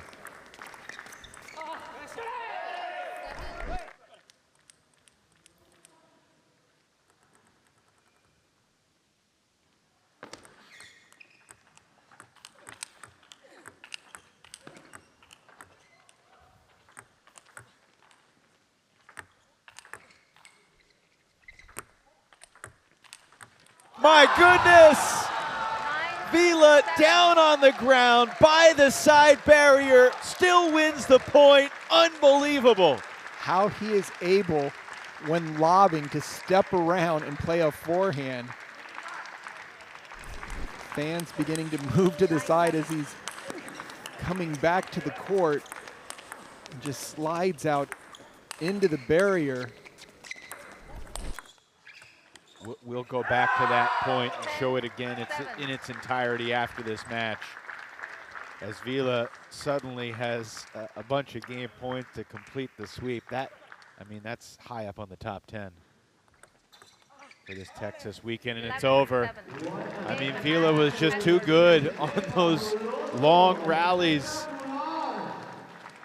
11-7, 11-4, and 11-7. 3-0 sweep for Isak Vila, and that was tremendous stuff.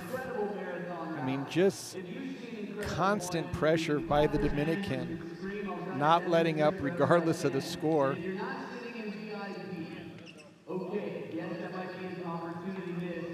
7-5 lead now for Portland, and we're gonna get ready for the fourth singles match. Let's go back to this long point. And just, again, running it down on the wide forehand and then keeping it in play on the backhand. He's kind of sizing it up right now where you see he's now fighting, about to take out the scoreboard. And look, the way he goes down, I mean, the last shot, if Lapchick can get it back anywhere on the table, but he thought he had won it right here. Mr. Serene, Mr. Serene. Vila's down, and he still wins it. And Luba Sadovska and Fabi Diaz in utter disbelief on the Seattle bench. Let's chat with Christian Lilyrose for a moment, the head coach. Maybe this is the first of two chats with Christian. We'll see.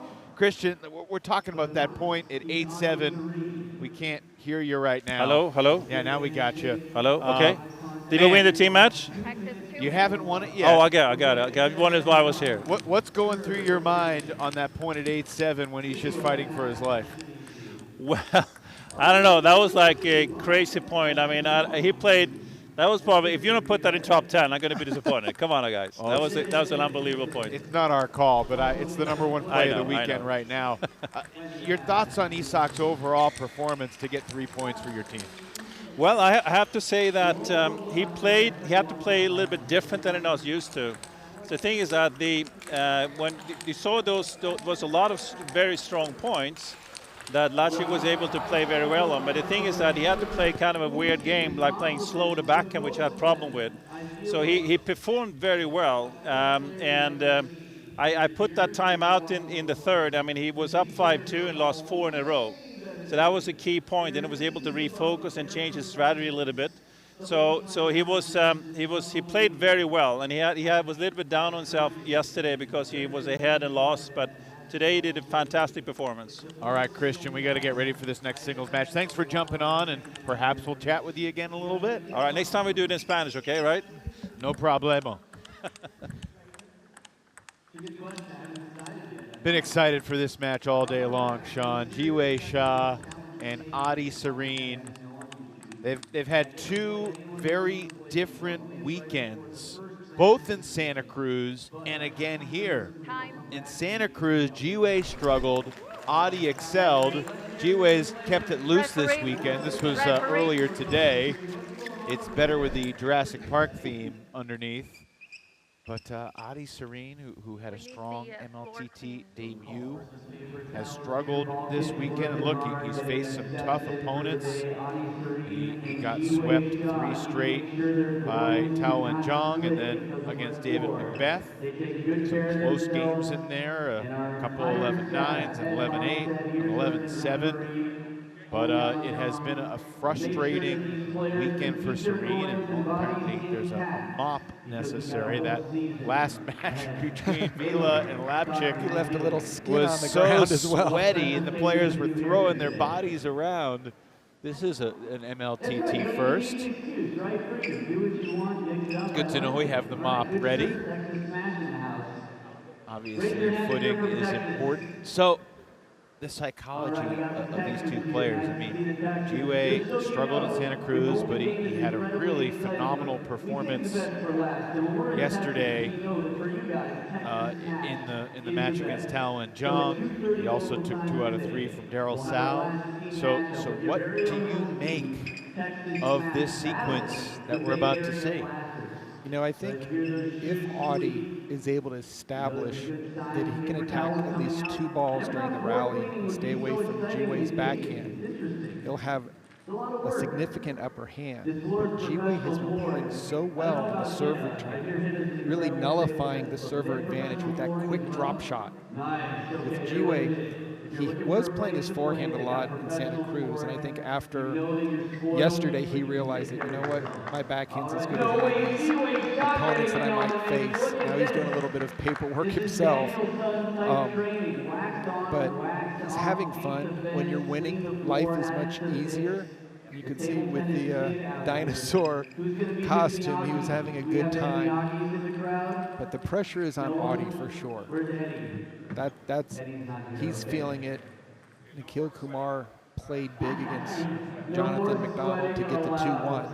And we've had the sweep in the Coley matches, both in the singles and in the mixed doubles. So right now, Portland would love to have Jiwei pull a little bit of an upset, and Adi needs to get Seattle back in this game. 0-0. Serene, after the mop fest, will serve first. 0-1. Encouraging start for Jiwei. Discouraging start for Adi. Just 1 point.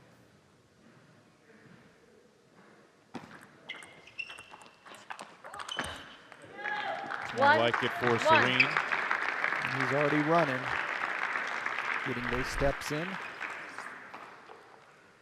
mean, he comes in with such a reputation as this 15-year-old prodigy.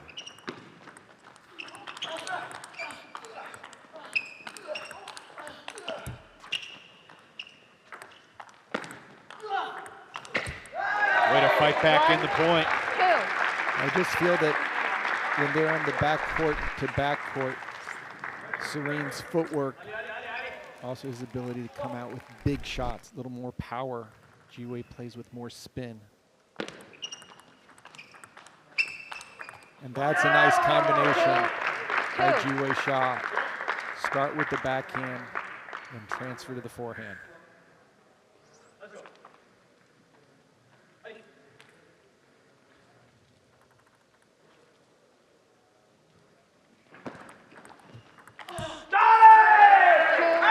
exact sequence that we saw Ji-Wei do against Talon Zhang.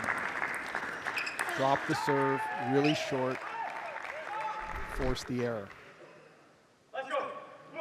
Ji-Wei needs just one game to give Portland the edge heading into the Golden Game. Of course, he'd love to do more than that. Spin the edge as much as he can. A sweep would give Portland a 5-0 edge. That backhand loop is so solid by Ji-Wei. Swing trying to go for the winner. I think with a little bit of age and experience, he'll start putting that ball on the table without going for everything.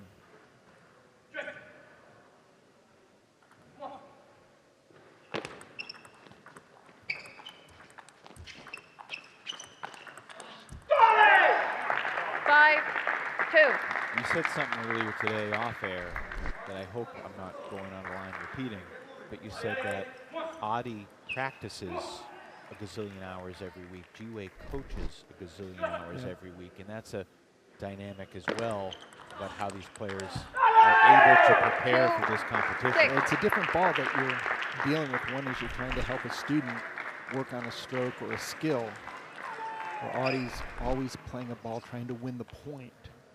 But Ji-Wei is very seasoned. He was a very strong player for the Beijing team, as well as being in Japan. So he knows what he has to do. It's just sometimes the shots aren't as consistent as they used to be. Are you trying to say you don't feel game ready by practicing with me? I'm enjoying myself, and I'm loving the fact we're adding footwork as well as target practice on both your forehands and backhands, which were exceptional this weekend. Exceptional is a little bit lofty. Improving. Macbeth was asking if you're going to jump into the pool of possible players. I told him I'm coming for him. I don't think he was too worried.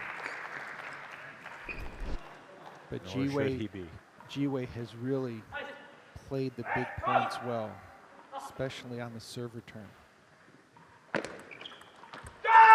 Now on the serve, I mean, Ji-Wei, he's able to take this first game and guarantee that Portland has a lead.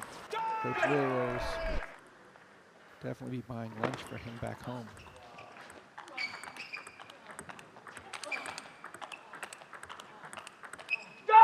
Just a great rally, and Ji-Wei handled it better.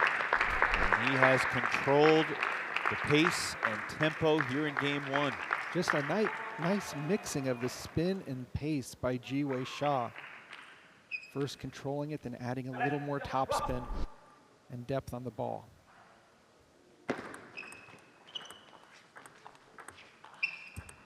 Again, the backhand to backhand exchange. Ji-Wei just having more gears. Of the 52 players that were rated coming into this weekend, Ji-Wei was ranked number 38. Adi was ranked number 23. But those numbers are going to flip, it appears. Game one to Ji-Wei Shaw, 11-3. And it really didn't even feel that close. No, Ji-Wei played tactically a lot better, moved the ball around, and didn't have to make so many big shots to score. Adi, a lot of errors, and I'm not going to say they were unforced because Ji-Wei put him in a position to have to make a great shot to land the ball. So there, I imagine, Sean, have been times in your playing career when you felt like you were in a slump, and just the things that worked for you in the past weren't working over the course of multiple matches. How do you deal with that? What do you say to yourself to try and break out of it? Yeah, I think for me personally, the biggest challenges were adding new elements to my game and not having to be really tournament ready. Like a backhand? Like a backhand, which some people would say I never really added. But anytime you do something new, you can't expect the same success of going with the old game, but you can't improve as an overall player if you just do the same things day in, day out. And with the streaks in either direction, things aren't going well. I've always found, go back to the fundamentals, make sure that those are working. And I rely a lot on my footwork and my forehand Game 2. and serve and Heckler serve serve. return. So kind of like 0, G-Way, 0. play to the opponent's weaknesses, and it'll be a lot easier on you.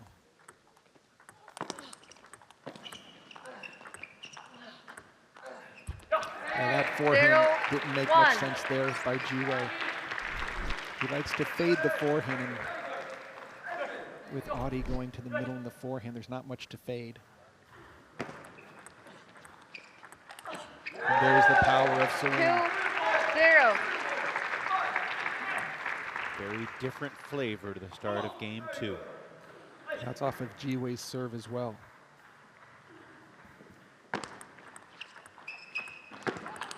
3-0 for Audie. 0. G-Way shaking his head, realizing can't just put the ball up into play. He's got to place it somewhere. So Audie is so fast with his footwork.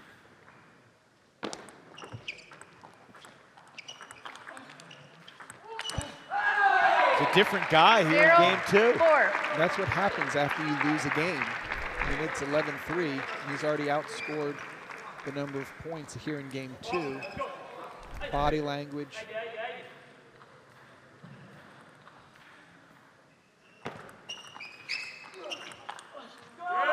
That's a good safe opening by G-Way. That first loop keeps the pressure on the opponent.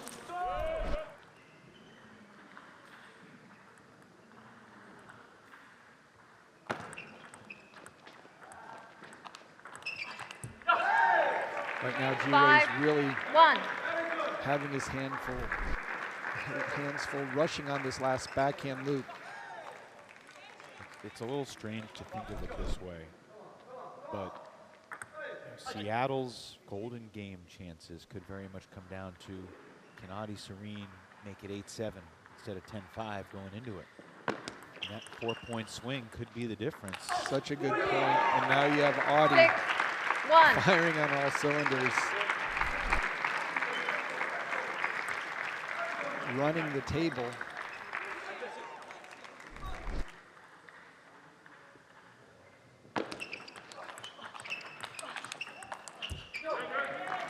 Good defense there by G-Way, but still 2-6. He's going to have to play a number of big shots to get back into this game.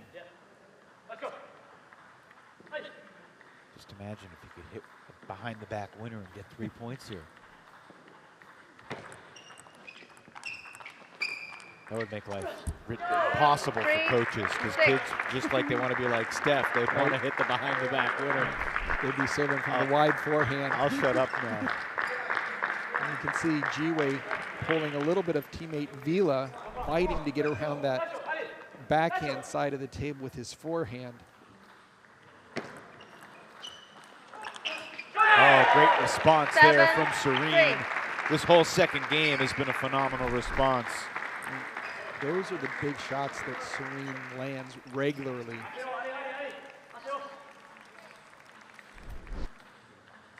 Different demeanor, different body language.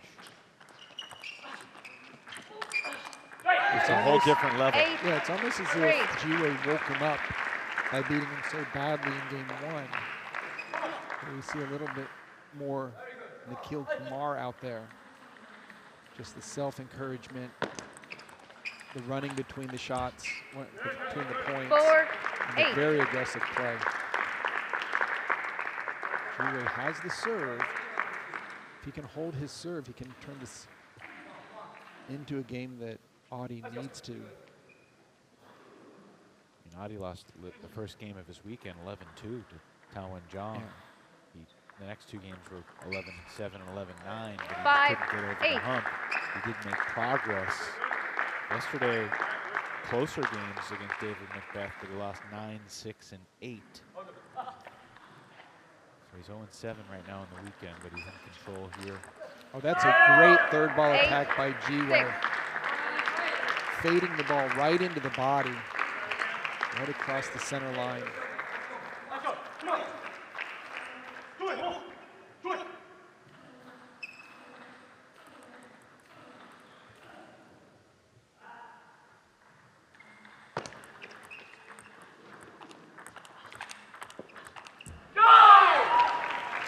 Caught the top of 6. the net. Jiwei had a couple strong backhands in that exchange. Six.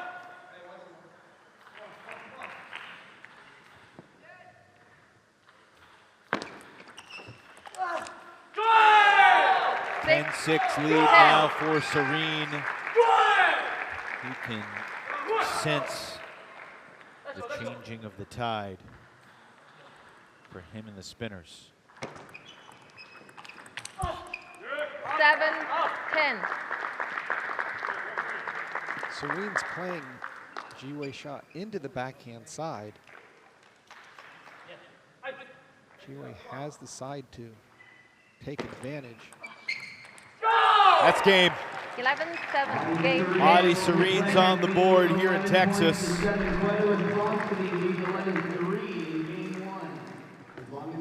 11-7 in game 2 to set up an important rubber game coming up. Not only will it decide who wins this individual match, it will also decide whether it's a 3-point lead or a 1-point lead at the start of the golden game. And again, that small margin could be the difference between these two teams that when they played a golden game in Santa Cruz, I mean, it was 21-19. I think with Cole on the bench, as well as Vila playing so strong, it's really going to come down to the coach's lineup to see which players play against the other one. Here we have Jiwei trying to get his backhand going, and Audie playing much more controlled, bigger forehands, bigger backhands, much more power. Long list, that's a good point. Good sitting there. You're still in position so you're not exposed on the wide forehand as well. You can trust yourself to get around. Do you feel like the momentum from game 2 carries over Time. into game 3 here, or what can Jiwei do to turn things around? Jiwei has to eliminate a number of errors. A lot of the points that Audie got were off of Jiwei's mishits or balls that just clipped the top of the net. Audie playing with a lot Game more 3. confidence. Venus serve. 0-0.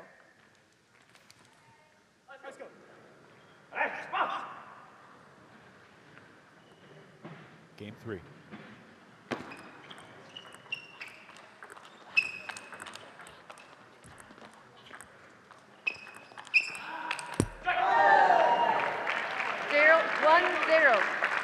He was a ping that last shot right off that net cam.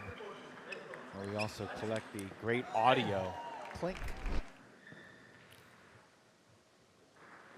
Great sounds and pictures from our ultimate production team. You can see Audie 0-2. winning that first extended rally and now just quickly getting his forehand into play. Nice position.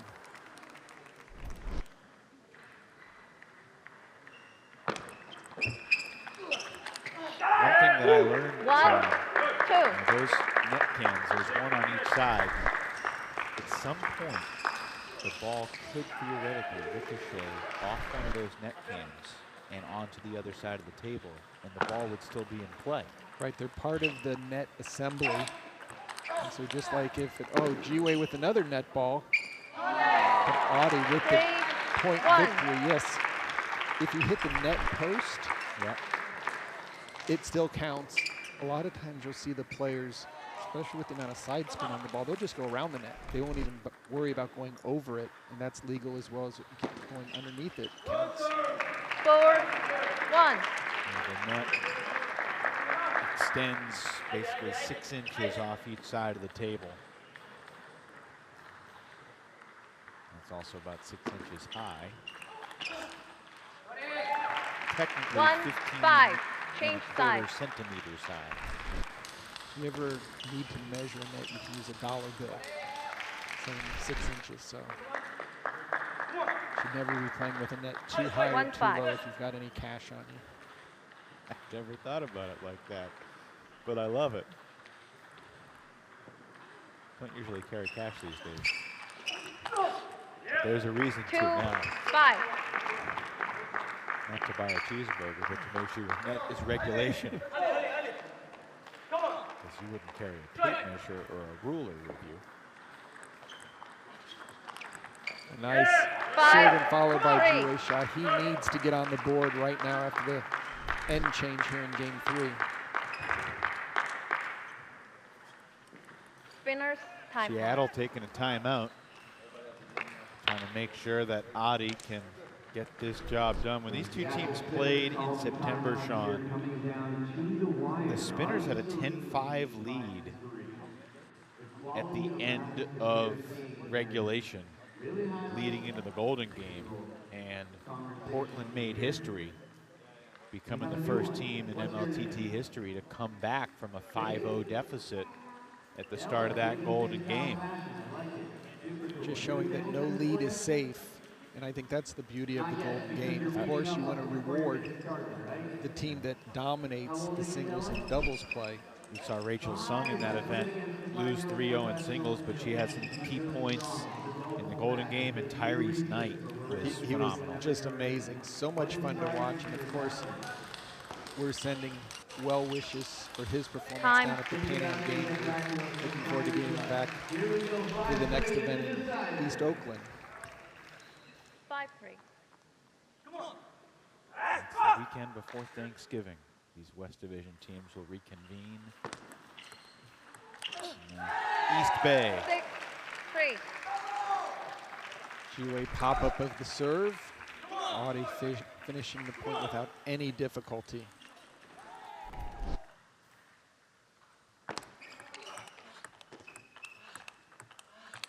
That was a solid backhand counterattack by Jiwei.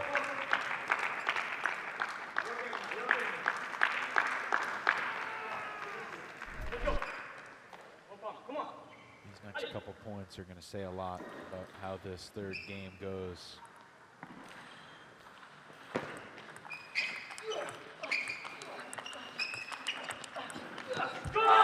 Too good from Serene. 4-7. Serene just pressing the backhands, staying in an offensive-minded posture, blocking Jiwei out of position.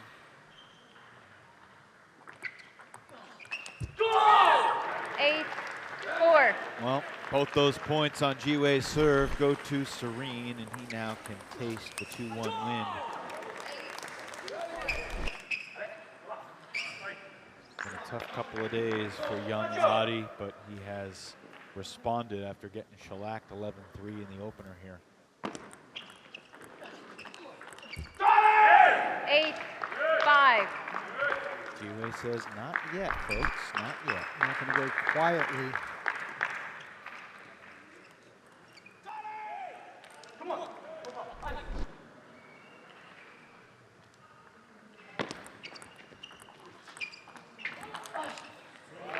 Serene 5, raises 9. the fist in the air. And Jiwei's fighting to get this first attack in, but Serene saying, that's okay, I'll just re-loop it. Great pressure, great placement. Net. 5-9.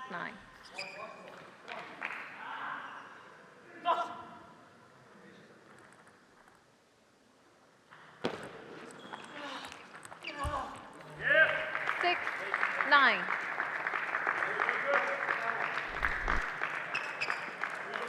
Jiwei continuing to stay close.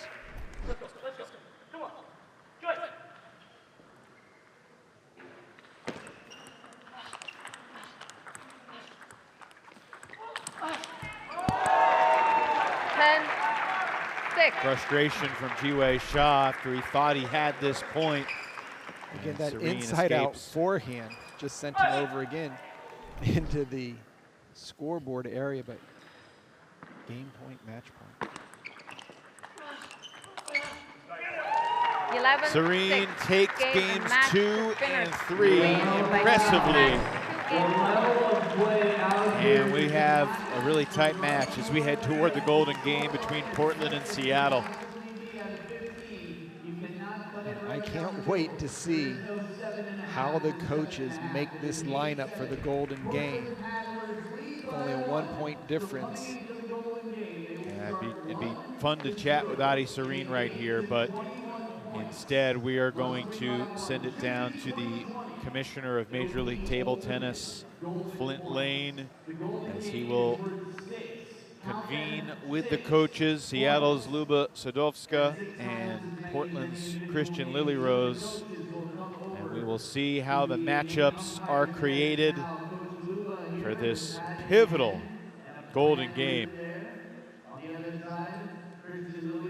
Grand finale to every match.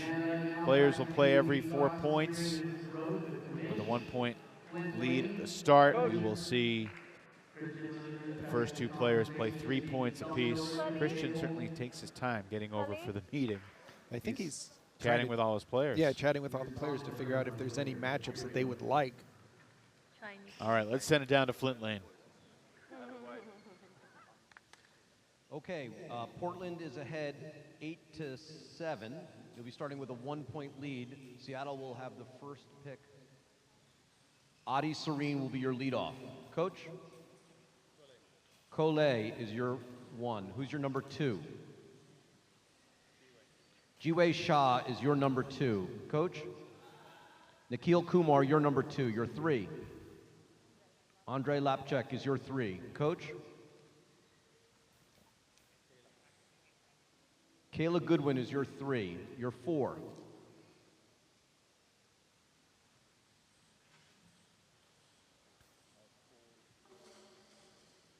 Jonathan or Isaac? Jonathan is your 4, making Isaac your 5. Your number 4, coach.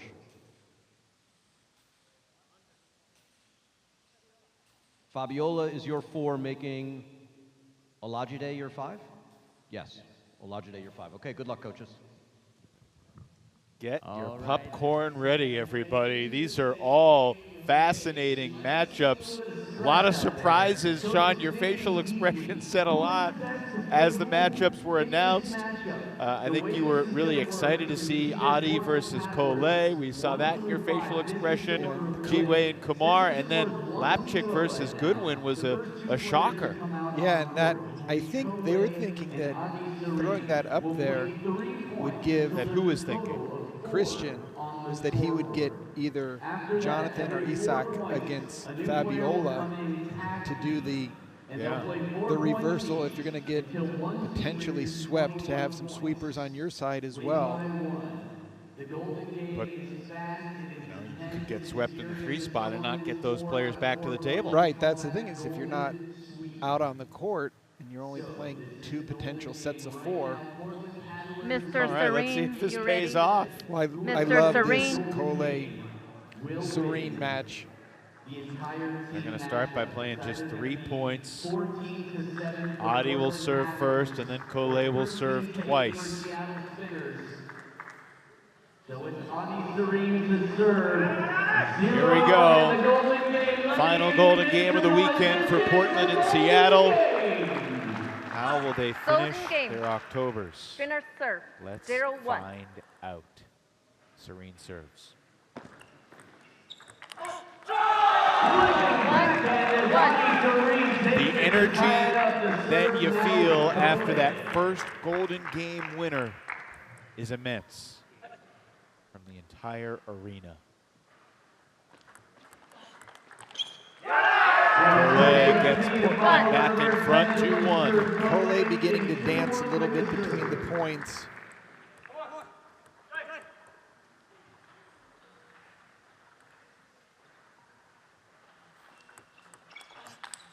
There's your behind the back shot going for the 3-pointer. Unfortunately for him, it only would have counted for 1, and unfortunately for him, it did not connect with the table.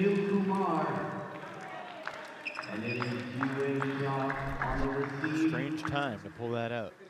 Winner serve. 2-2.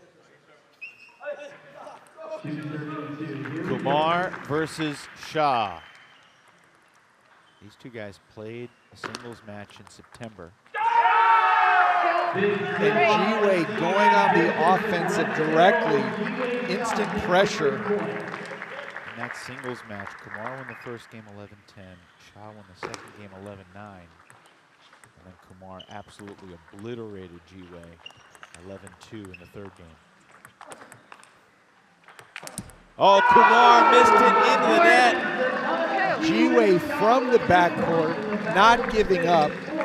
Just kept one more ball on the table, hoping for an error.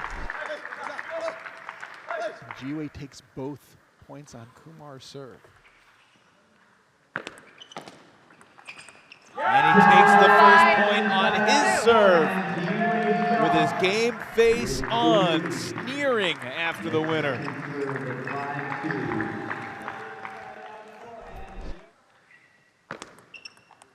It's a sweep for Jiwei Shah. 4 straight for the paddlers. What a change from coming off of the 4th singles match, losing 2-1, to Adi Serene to sweeping the current U.S. champion 4-0 to give Portland the early lead at 6-2. Lapchick versus Goodwin. 3-6. Goodwin's going to swing. There's no chance she's going to play safe.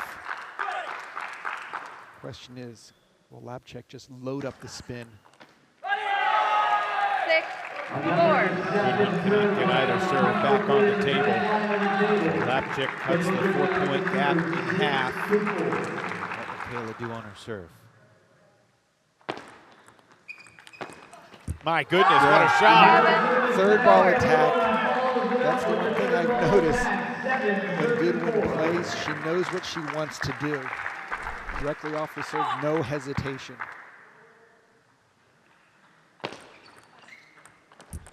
Lapchick able to take 3 out of 4. Christian Lily-Rose nodding his head as if to say, good effort, that was the right shot, right, missed it. If you can be only down 2-1 but actually attacking as the female, this is going to be an interesting combination here. Diaz's backhand against McDonald's. Net. Diaz likes to serve long to challenge the opponent. And she's done it successfully, backhand to backhand. McDonald should take a half a step back just in case he sees that serve again.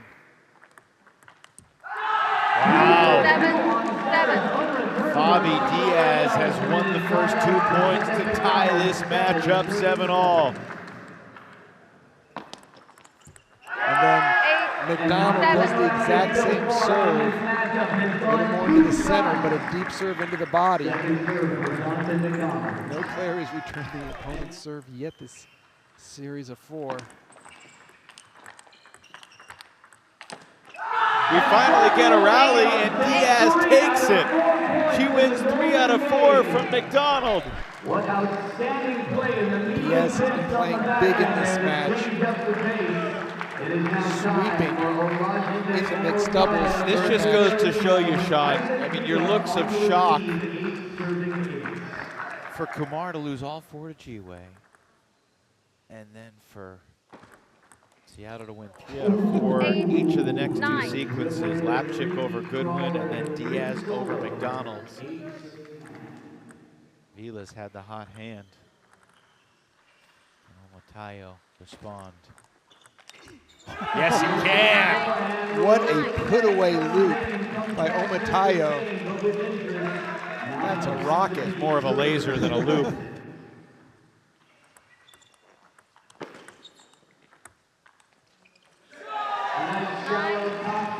That's the experience of playing in Europe.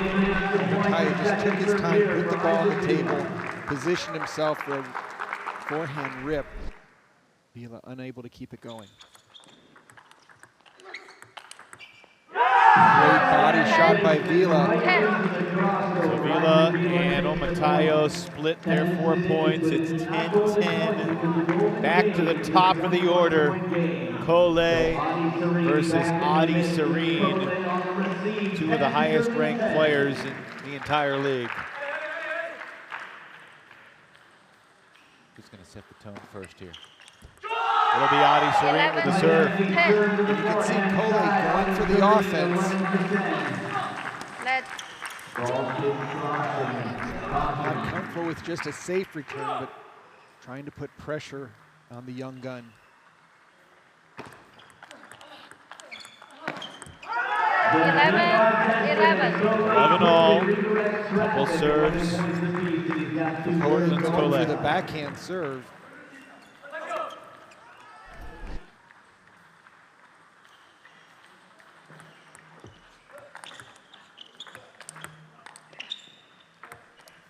My goodness. Lay had the winner sized up and he missed it.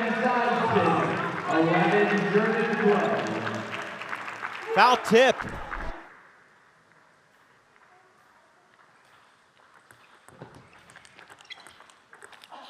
They split the four. 2-2, 12-12. 12 points apiece, even they go. Last time G-Way came out, he had Set of four right here. Will the emotional energy of Ji-Wei Shaw be able to keep it going? He swept Kumar last time. It's the only way that 5 in a row. 5 in a row for G-Wei. Only way that Cole and Serene get back to the table is if the score is 20-20. And it very well could be. These teams so evenly matched.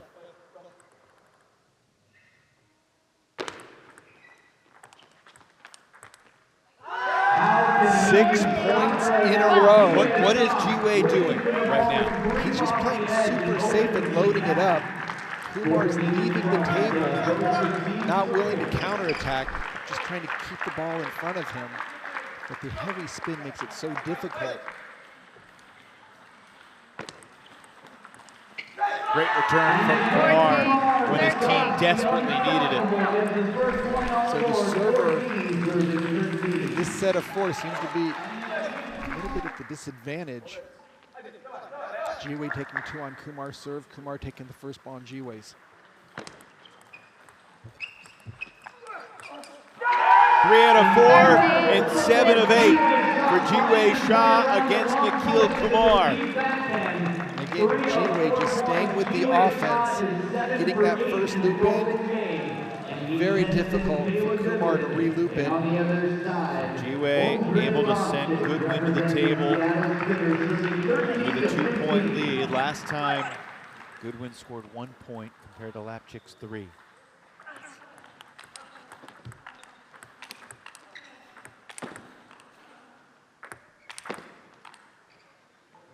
Goodwin able to strike first. No hesitation. Nice smash on the lobs, just kept the pressure on. Pressure's all on Lapchik now. That ball kicks a little bit. You can see the positive body language by Kayla Goodwin. She likes to hit the ball. See if she can keep her serve short enough to where she'll get a swing. Big point by Kayla.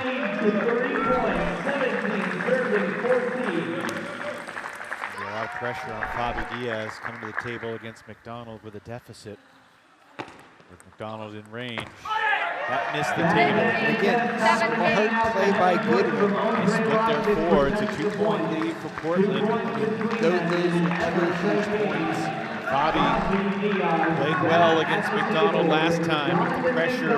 McDonald's within striking range. He can finish it right now. He's got to worry about scoring before finishing. Elevated pressure right now for both players. McDonald inches Portland closer. I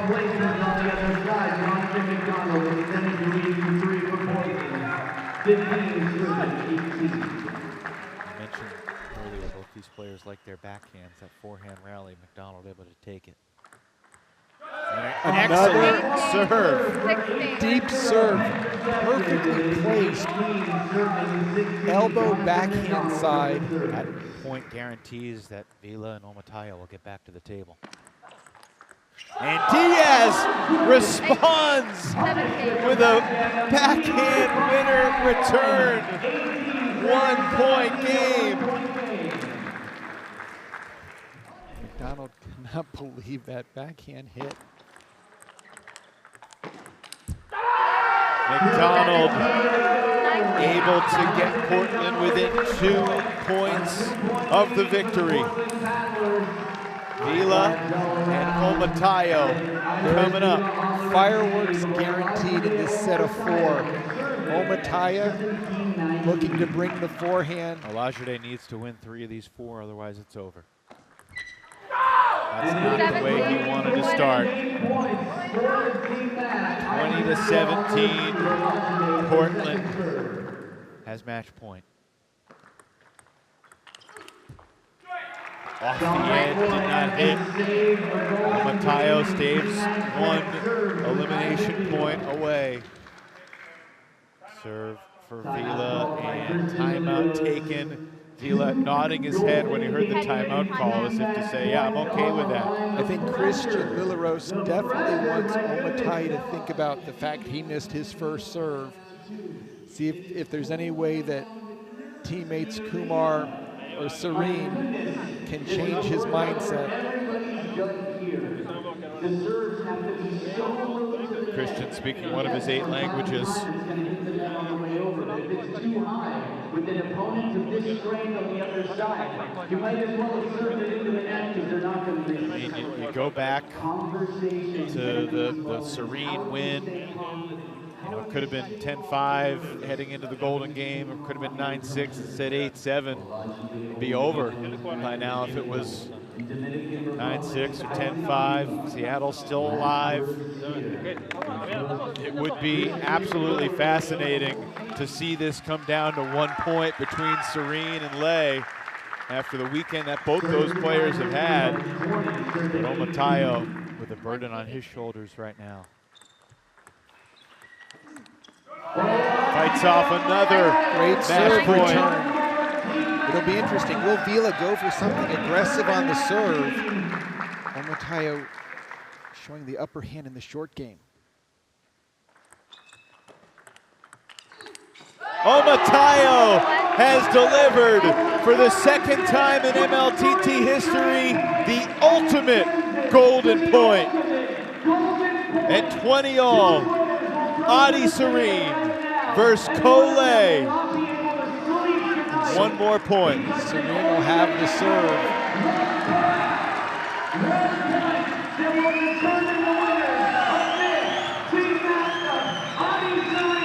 Experience versus youth. These 2 players separated by 2 decades in the age department. 20-20. 6 points for the winning team on this point.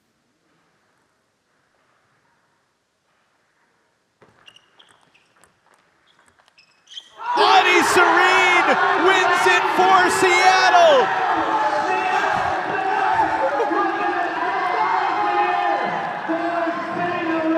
Good morning, good afternoon, and good night. Adi Serene takes a lap around the full arena. Incredible. Adi has left the building.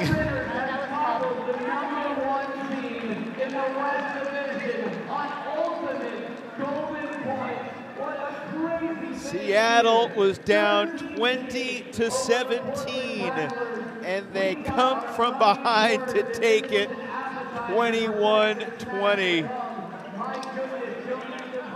That was unreal. And for a guy like Nikhil Kumar, who only won one of the 8 points he played in the Golden Game, but he still gets to celebrate with his team. That was an emotional roller coaster.